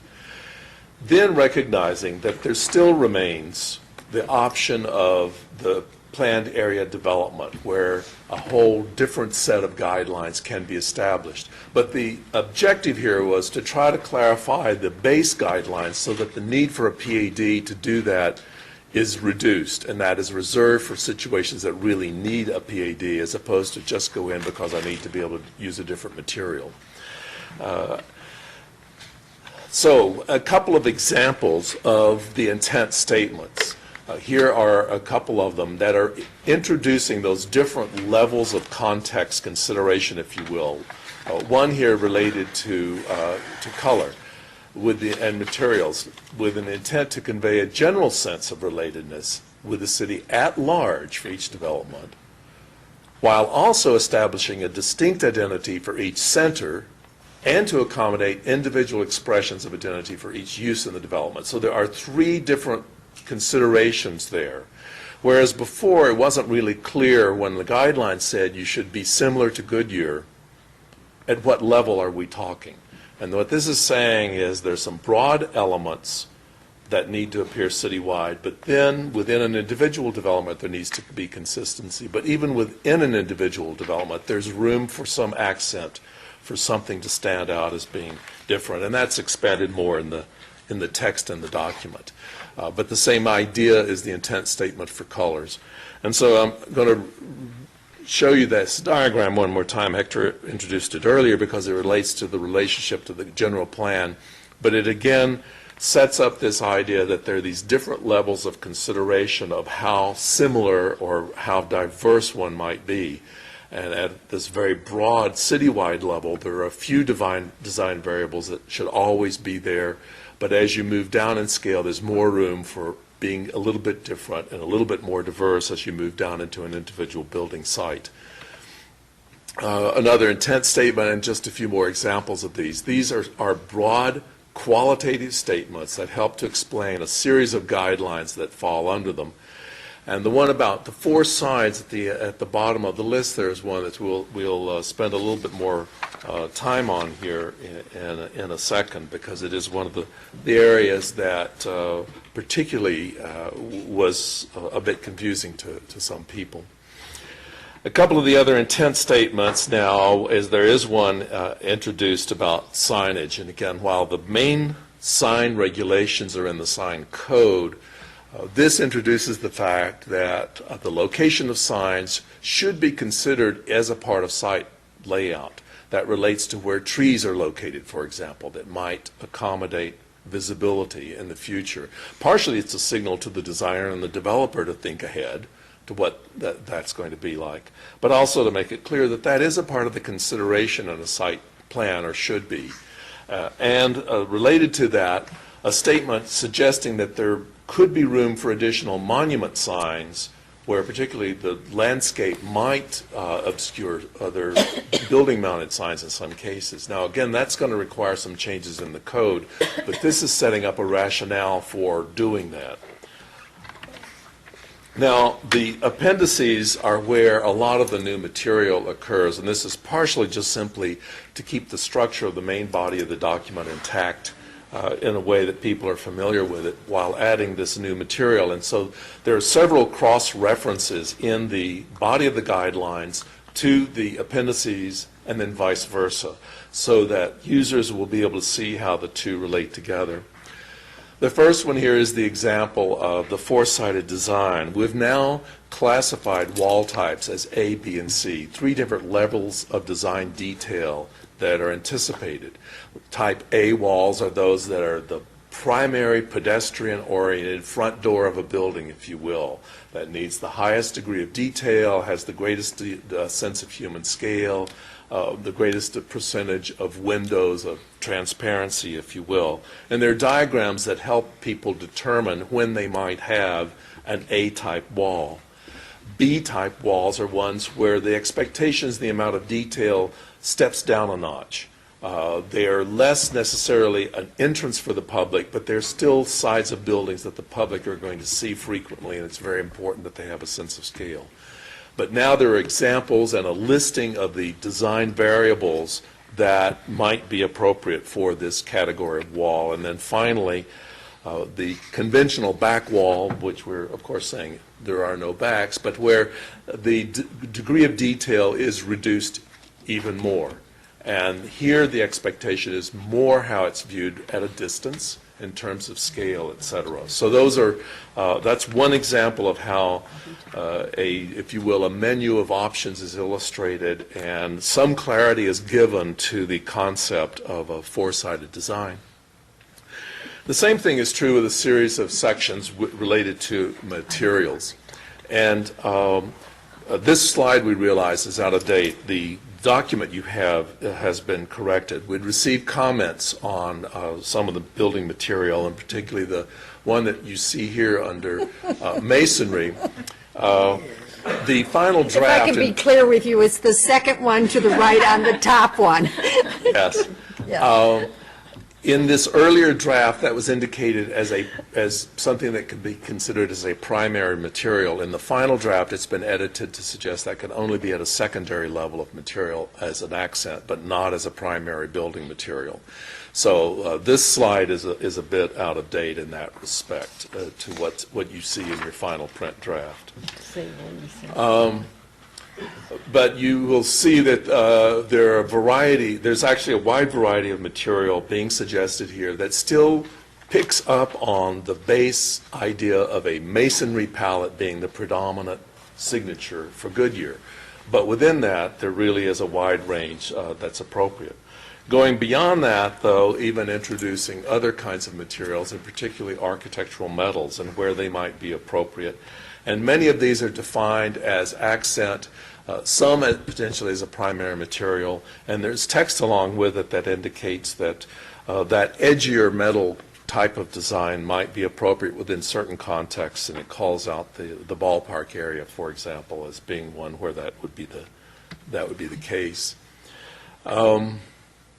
Then there is an appendix addressing color. And just as we organize the thinking about walls into three categories, we organize the thinking about color into three categories: a base, a secondary color, and an accent color, so that the conversation can be a little bit more focused when review of color is occurring. And the photo examples show how that can be used, and particularly addressing the concept of corporate logo colors. And we'll have a little bit more about that in a minute. But that the idea here is that corporate colors can be accommodated while they fit within the broader palette. But it also just introduces general concepts for a wide range of accent color, if you will, and shows examples of how they might be used. Another addition, while a lot of the focus is on the commercial and industrial sections of the design guidelines, there were a few items that applied to some of the other categories. And one was to broaden the range of entry ideas that would be appropriate for single-family houses, and particularly to show that there's a broader opportunity for porches and other design ideas that would help signal a connection with the street, if you will. And related to that, it was one illustrating different garage designs. And this is an example where the illustrations help to clarify something that was already permitted in the code but wasn't understood to be so. And I'm particularly calling out the lower left image because some people were concerned that maybe a three-car garage or one that was accommodating a sport vehicle wasn't permitted. It is permitted. The illustration helps make it clear to users that, in fact, that is an option for design, where obviously the site conditions can accommodate that kind of an approach. Also, and Hector alluded to the site design policies in the general plan, in particular in the preamble, relating to public space. And so this is adding more clarity to guidelines that already exist about creation of positive outdoor space that is for public enjoyment in a commercial complex, for example. Not just an outdoor dining area, but places that can literally be shared. That actually relates to some new language we introduced about flexibility of locating trees. And that is that there's a requirement for a certain minimum number of trees, and there's a formula for spacing them out. The language now says that in some cases it might be more beneficial to group all of those around a plaza rather than to space them out in the conventional way. And so that relates here to that other language about tree spacing that occurs elsewhere. We've also then introduced an appendix relating to public art, and we know that the staff will be coming forward with a more formal public art program for private development later. This was simply to introduce a spectrum of choices, and it relates back to the wall type designs, because in the wall type designs, one of the options for creating an interesting wall, in addition to having a storefront, is to have public art applied to the surface of the building to help provide a sense of scale and visual interest. And so this is intended to help make that connection and to demonstrate to applicants that public art is a viable option in meeting some of the other guidelines. And, pushing the wrong button. Then a couple of other ones that we wanted to add, and that was to clarify the wide range of options for creating pedestrian connections to and from and through commercial developments, and how they might also then connect with abutting either commercial or residential neighborhoods. And so there are a variety of connections here being illustrated because there was a feeling that that was something that needed more clarity.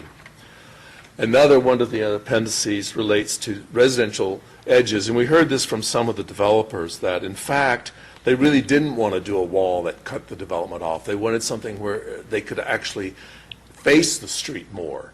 And so we're showing here options for fences and or walls, but they are modified to have places where you can see through and have more of a visual connection with the development. Then lastly, there are some checklists provided, and this relates particularly to the four-sided wall design, but it groups a series of guidelines into a single checklist page, one for the commercial area and one for the industrial area, and links back to several of the guideline statements elsewhere. But the idea is that staff can literally use this to check off to see how well the guidelines have been met. What it does is for those different wall categories indicate how many guidelines within a certain category need to be met at a minimum.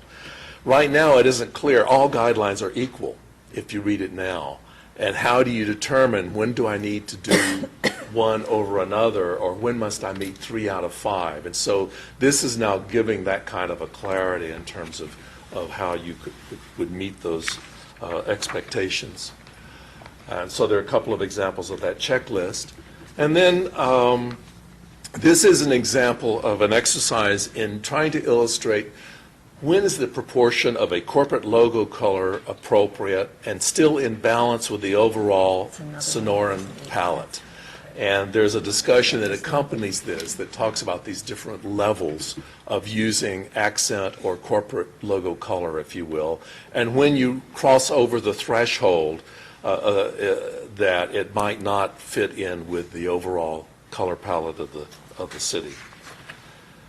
So with that overview, I will turn it back over to Hector for just one little bit of a closing statement, and then back to you. Thank you. Thank you, Nora. Mayor and members of the council, the Planning Commission also recommended approval of the design guidelines as presented on May 21st. And as last slide is our recommendation is to give a resolution for approval and also adopt an ordinance. All right, thank you. Are there any speaker cards? No, Mayor. All right, thank you. Is there anybody in the audience that would like to speak? All right. I'm going to close the public hearing. Will the city clerk please read Resolution 14-1617 by title only? Adopt Resolution Number 14-1617, declaring as a public record that certain document filed with the city clerk and entitled City of Goodyear Design Guidelines Manual, final draft dated May 23, 2014, for the city of Goodyear, Arizona. Thank you. Could I please have a motion and a second? So moved. Second. I heard a motion by Councilman Stipp and a second by Councilman Holman. Open for council discussion. Who would like to start it? Councilman Stipp. You know, once again, very similar to the general plan, Sherry and Hector and, the entire staff and obviously our paid help. We, great document. I know, there's always tweaks and whatnot that go, but this does tell a different story than what we've had in the past. And I think that's very important, that the manager and everybody has heard the message that this council has been sending over the last couple of years to, make us look and feel and be a little bit more adaptive into the future. So, hats off, great job. It's a big document, but I hope the development community is able to, actually I hope they just use it and not come back to us with the same old stuff, that they start to look at it and pick out some of the great things that you put in there. So thank you. Councilman Loretano. I'll second that, and I thank you, Sherry, and thank you, Hector, and thank you for all the hard work on this document. This is wonderful. I like the fact there are lots of pictures, there are lots of examples, there are lots of diagrams, so it really does give people an idea what we're wanting, and if they have something different, then it's probably much easier for them to explain what is different that they want. So I think the visual aspect of this is something we haven't really had before to this level, so I appreciate that. Vice Mayor.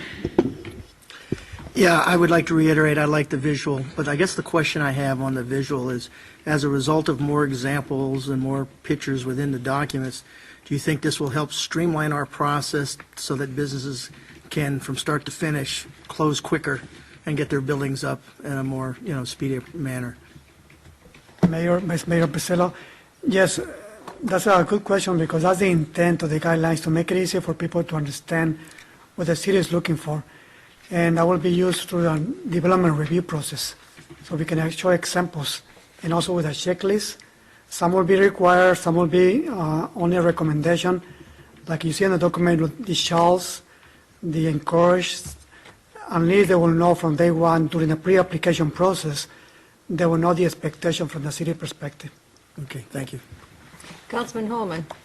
That is what I was going to say. At least little doubt where the city's intentions are. When you have pictures and examples and checklists, it provides a much clearer path, and then everyone is much happier. It's less subjective and more objective that we're looking at. Thank you. Councilman Campbell. Thank you. I have two comments. I'm one person who has been asking for more color in this city. I'm sure I love the desert. It looks wonderful. I live in a subdivision that we're all the same color, and if you didn't know where your house was, you wouldn't even know where you were. But I just want to be sure that in this document, if someone comes in and wants to build an entertainment center around our ballpark and make it in beautiful colors similar to Westgate's entertainment district, I just want to know that somehow it can be done, or they have an avenue to come to council to ask for it or something, because I just think that's really important. I don't ever want a business to go through what Burger King went through to get their red and black out front. Mayor, Councilmember Campbell, that's exactly right, because the intent of this to be a little more flexible. That's why we mentioned in a couple of slides the context citywide, in the neighborhood, and the shopping center. Because there, even within the shopping center, you should be able to create something unique for a Burger King or Taco Bell, something unique that the company is trying to achieve, and we can work with them to create something what we're looking for, but at the same time meet the requirements. For example, the ballpark, more contemporary architecture. Why not a little more flexible? We are looking for stucco by the ballpark, so the intent there in that area will be something unique that matches the ballpark. Maybe more metal architecture, some more new architecture. So the intent right here within the new guidelines is to give you the flexibility to create unique neighborhoods. The historic Goodyear does something different there, so we can push some new ideas in the location. So yes, correct. Thank you. Thank you. Councilman Osborne. Thank you to everyone. You know, we've been waiting on this for quite a few years, and I know that in our last huge growth spell, we were scrambling, trying to keep up with the issues that were going on. And so as we are now the sixth fastest growing again, you know, we're having this in place. And I also really appreciate the fact that with all these pictures, you know, speaking 1,000 words by a picture, it's also setting up development for success in the sense that you're showing materials they're going to last in Arizona. You know, people that come from other states, they want to see some of the things that they have over there, but unfortunately sometimes they don't realize that that material, whether it's wood or whether it's sometimes just the paint, doesn't last with our sun and our heat.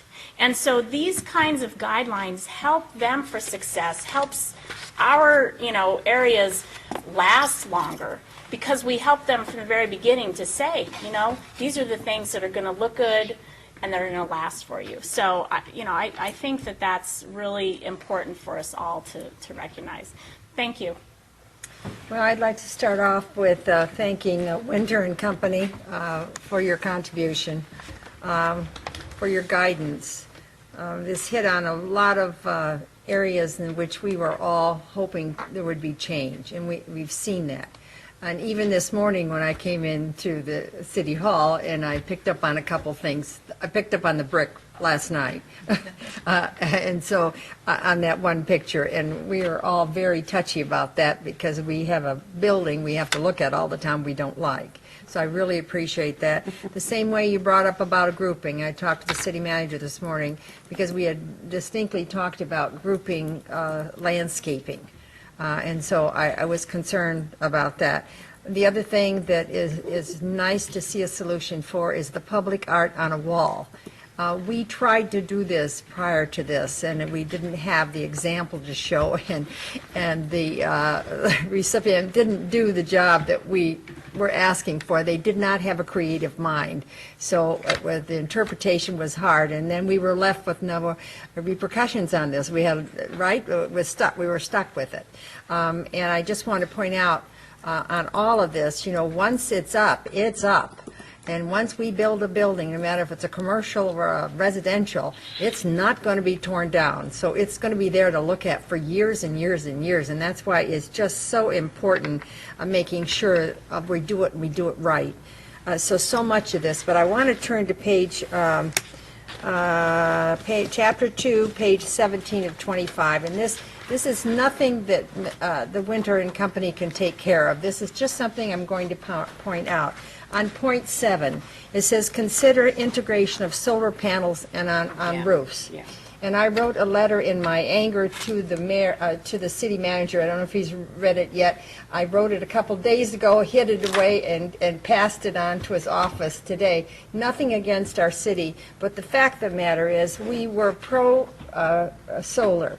And we tried to build solar, and we certainly went out to our public to make sure they'd put rooftop solars were on their homes. We're recommending it, but at the same time, we have the state wanting more fees to the customer, and especially taxes on leased panels on homes. So in one side of the mouth, we all talk about how great this is. This is a free, solar is free, the sun is free, and on the other hand, we got this hammer that comes down on solar all the time. So I don't know, and this is not the place to do it, what our city can take a position on, but I'm tired of getting pushed around about solar. It's good for our public, it's cost effective for our homes, and so I wanted to make that statement. But the idea that we consider solar may not be in someday. They may make it to the point where solar is not worth using on a rooftop because of the cost they're going to inflict on our residents, and that part I object. The other thing that's wonderful are the porches.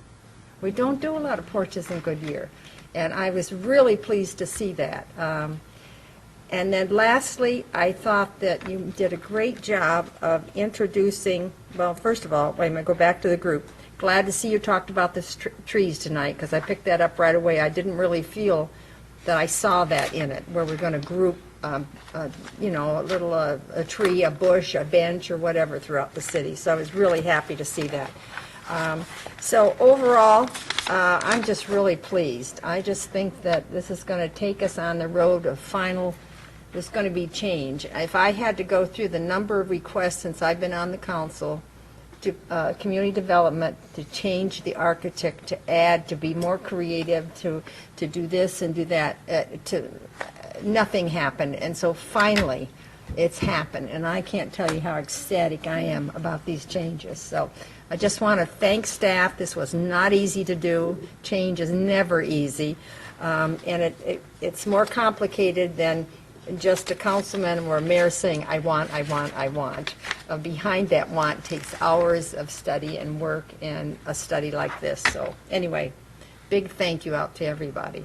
Okay, any other comments? Excuse me, Mayor, where did you reference your comments regarding the solar? It was on chapter 2, page 17. I think it's page 17. Oh, 17. 17 to 25, so. Just the whole section. It's the whole, well, there's the little section, I don't know how to, it says. Okay. Chapter 2, single-family residential.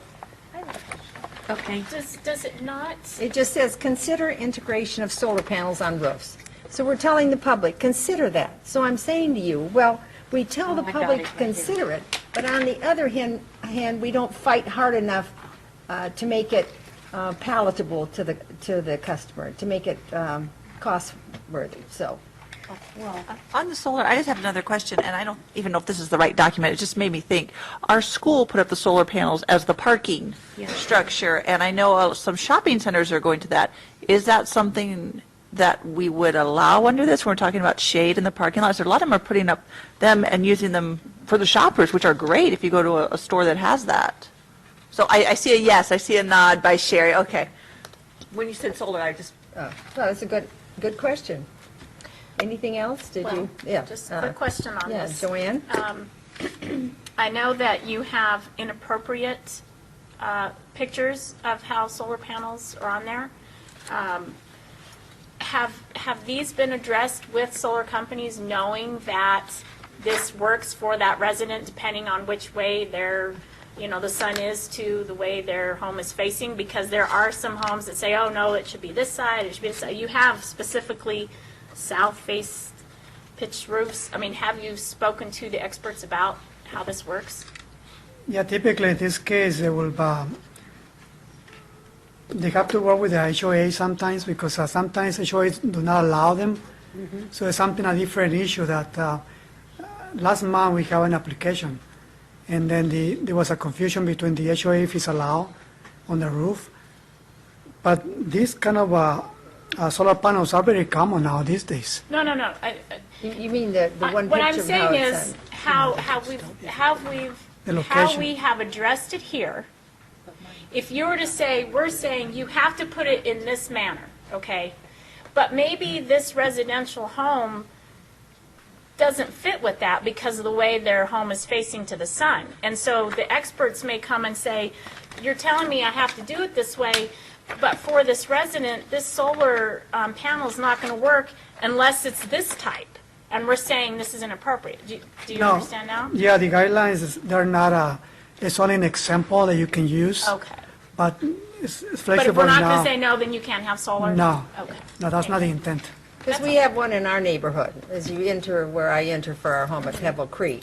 They have it up sort of on, I don't know the technical. That's how my house is. So it slants up and then, so yeah, I'm sure it has is to it go pleasing look, when you look at it? No, not particularly, but does it do the job? Yes. And so, but that picture looked very similar to that, so that's why I brought that up. Okay, anything else? Okay, now that I've completely lost my way again, let's go. I think we're about done. Okay, Oh, we no, have- we have one more. Pardon me, what? One more. Oh, well, we have to prove this. You're asking me one more what? No. Go Okay, on, go on. all right. So I have a motion already on the table, and so roll call vote, please. Councilmember Stipp?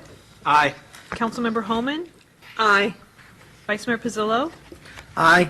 Councilmember Osborne? Aye. Councilmember Loretano? Aye. Councilmember Campbell? Aye. Mayor Lord? Aye. Passes 7-0. All right, now would the city clerk please read ordinance 14-1292 by title only? Adopt ordinance number 14-1292, adopting City of Goodyear Design Guidelines Manual, final draft dated May 23, 2014, repealing ordinance 2011-1242, providing for a savings clause, providing for separability, providing for penalties, and providing for an effective date. Thank you. Can I have a motion, a second, please? So moved. Second.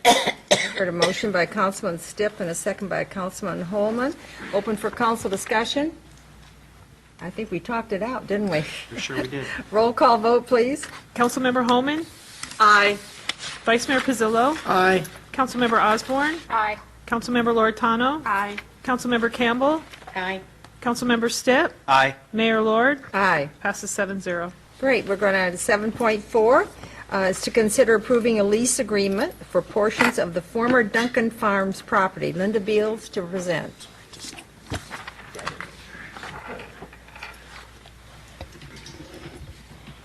Can we switch over to Elmo, please? Maybe, maybe not.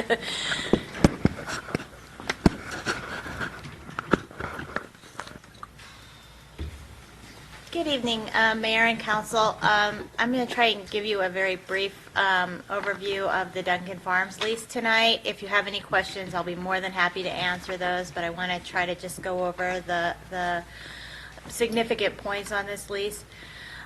For those of you that are not familiar with the site, it is located at Indian School Road and Cotton Lane. It's the property right in the red there. If you take a look at it, the majority of this particular parcel is being utilized as agricultural area by the Duncan family farms.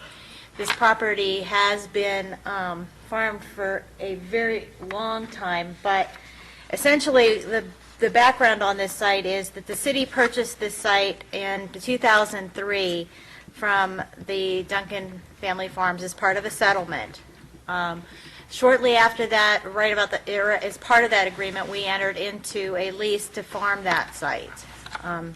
Then in 2000, and we continued leasing it through the years. In 2009 through 2013 on this site, we went out and did some environmental assessments and also some remediation. This is the site, some of you may recall, that we removed 23 septic tanks from, so we've had a little bit of history out there. Then moving forward, in 2011, we went out there and we revisited this lease with the Duncan Family Farms Group, and we brought, their prior lease had been significantly under market. In 2011, we brought this lease up to market rates. At that time, the lease included both the agricultural land as well as they were utilizing most of the buildings for their headquarters. In 2012, the Duncan Family Farms operation was outgrowing this site, as well as the site was deteriorating. The septic tanks were no longer operational, the plumbing was gone, these buildings are shot. That's the bottom line with the buildings. You might also recall that we've had some issues with the well site. That was something we brought to you last month. So in moving forward, we have been working with them to come to new lease terms with them having moved out of the building. The operations are now primarily just the agricultural fields, as well as a very small portion of one barn, which is located here in the green area. They're using half of one of the barns for their seed, to store their seeds. So, and they have some storage of piping and stuff along this area, but it's very nominal storage out there, just piping type stuff.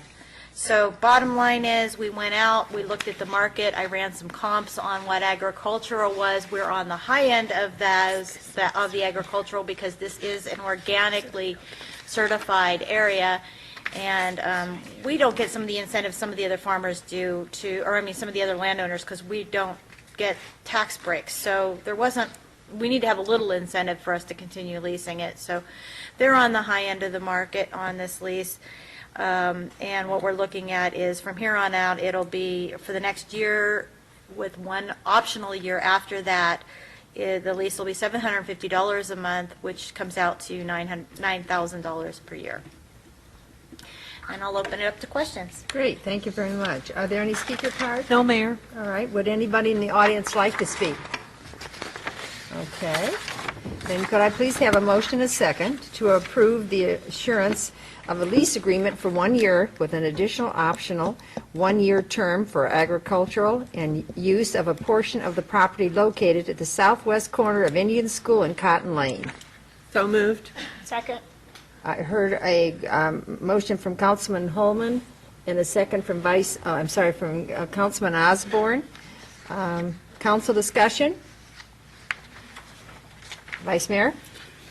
Just a general question on the option. Is the option at the city's benefit or the list? Or the reason why I ask is, what if we would get an opportunity for some reason to sell that piece of property to a developer? We have the ability to cancel this lease. I believe it's in 90 days at any point. The only situation is if they're in the middle of a crop, we're going to have to work out something on the crop, and that is dealt with in the lease, that we would have to pay the market rate of that crop because we can't just shut them down. No, I understand that. I'm just asking what the options are if for some reason there's an opportunity. The option is less of an issue because either way, it takes us mutually agreeing to move forward, but the bottom line is we have the ability to to cancel it at any point with that, with just giving them the notice.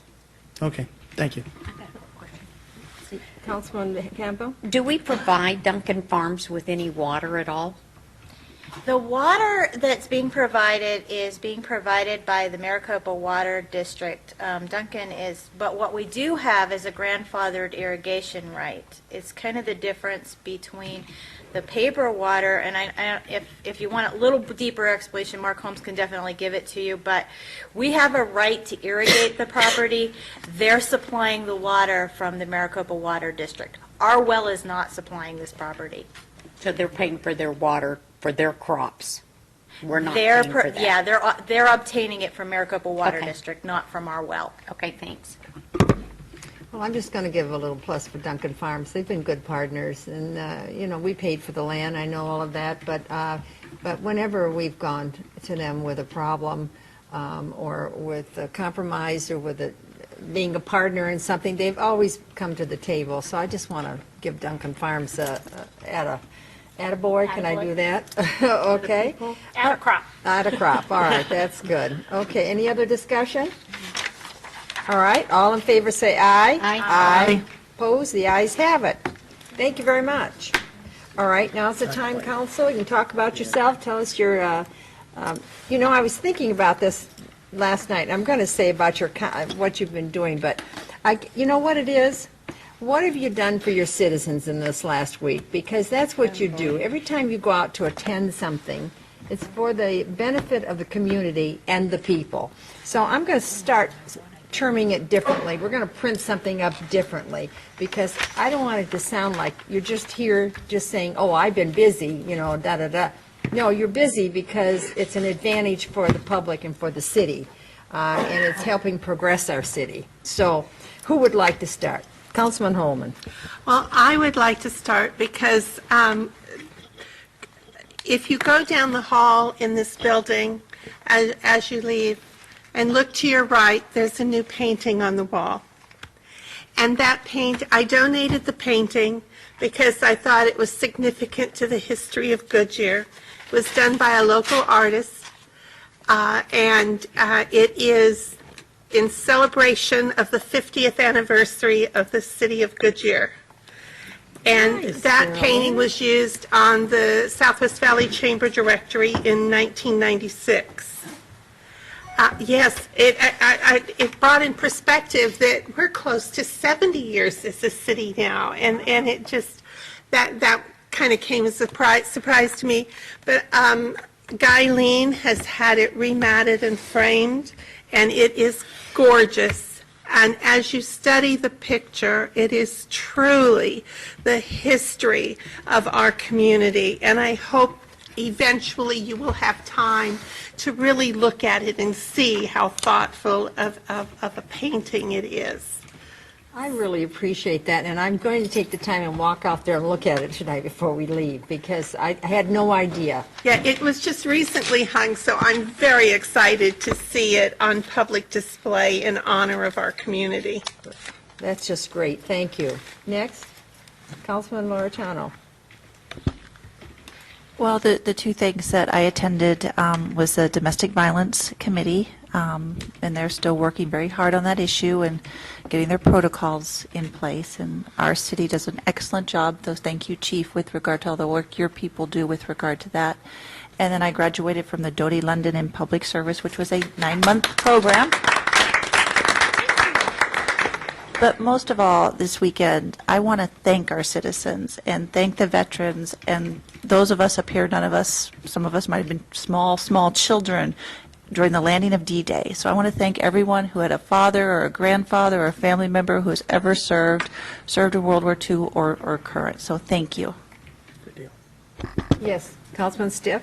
Well, Mayor, for the benefit of everyone else, the mayor and I attended a discussion with the president of the Arizona Municipal Water Users Association on Friday to discuss our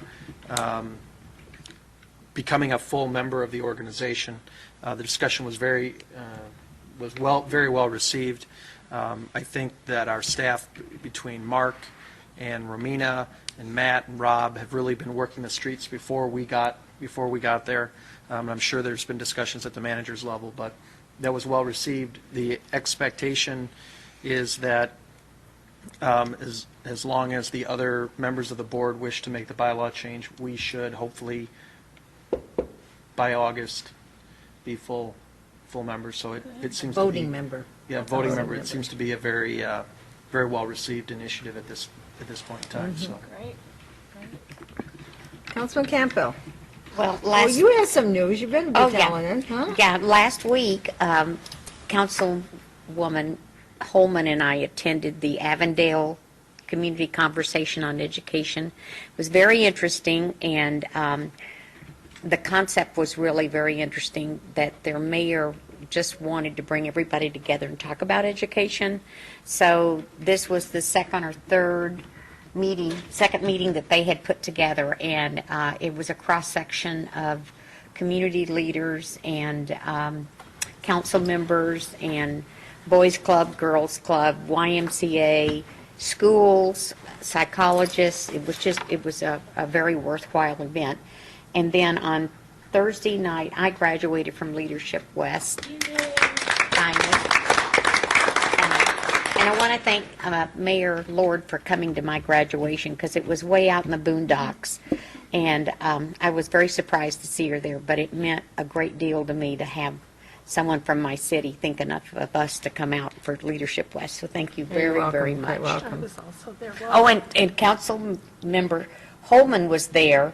She is a founding member of Leadership West, which is wonderful, which tells you that she has been a member of Leadership West for 20 years, because I'm class 20. So thank you for coming too. Well, Councilman Osborne. thank you. I attended the West Valley Women's 6th Annual Meet the Mayor's Luncheon, went in your place, gave Thank you. greetings from the mayor, and Thank you. just spoke about all the wonderful happenings in about 5 minutes of what's going on in Goodyear. So that was nice to see, and having the different women that are involved in their cities across the West Valley.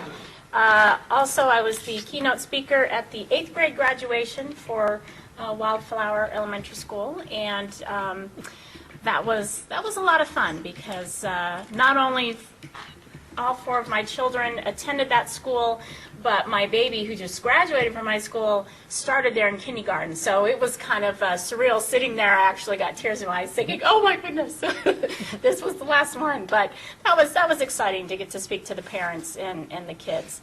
And just to let you know, I appreciate the fact that you had the Millennium FFA Ag Issues group come last week and speak to you. This weekend I was in Tucson with their big ordeal for the state, and unfortunately they did not win. Oh, I'm sorry to hear that. But I really appreciate everything that you guys do to They were listen to winners here them. that night, so That should yes, make up for it. I'm happy about that. You know, FFA is a really large organization, and you know, I appreciate what they do for the kids. Good. Yes. Just a different, Vice Mayor. just a different approach. I got to participate in the arts. I got to see my granddaughter at a Frozen camp perform Frozen. They spent a week at the camp. They did some dance. They did some acting. It was a blast watching them do that. So that's what I enjoy. That was your arts and culture. That was my arts and culture for the week. Yes, I'm starting Well, young. That's great, and it's always nice to hear you talk about your grandchildren, because I know how those girls have you tied around. Pretty much. That's for sure.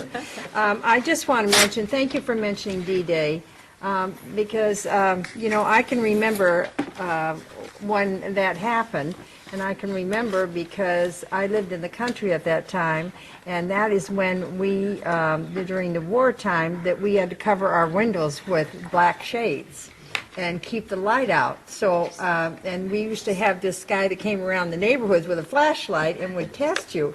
So I remember that war vividly, and I had 4 uncles who all, well, 3 of those uncles served in that war. So, yeah, we owe a great deal to that generation, for sure. Pardon me? She was a small Oh, I know. Well, it happens. Okay, So let's just make sure that everybody is aware that the next meeting will be the CFD and a special meeting held on Monday, June 16th. So thank you, everybody, for all your great contributions this evening. Thank you, staff. Meeting adjourned. And now we're going to the special Oh, I forgot about, no, I don't want to. I'm going home, okay? All right? Look, we're Yeah. saying, go, go. Yeah, well, Sounds like let's go home. since I don't have anything here, would you like to, we're going into a special meeting? Yes. Yeah, we just, You almost made it out. we just kind of had a little mix-up tonight in the paperwork. Thank you very much. Okay, so I'm, a special meeting, and roll call, we're all here. So,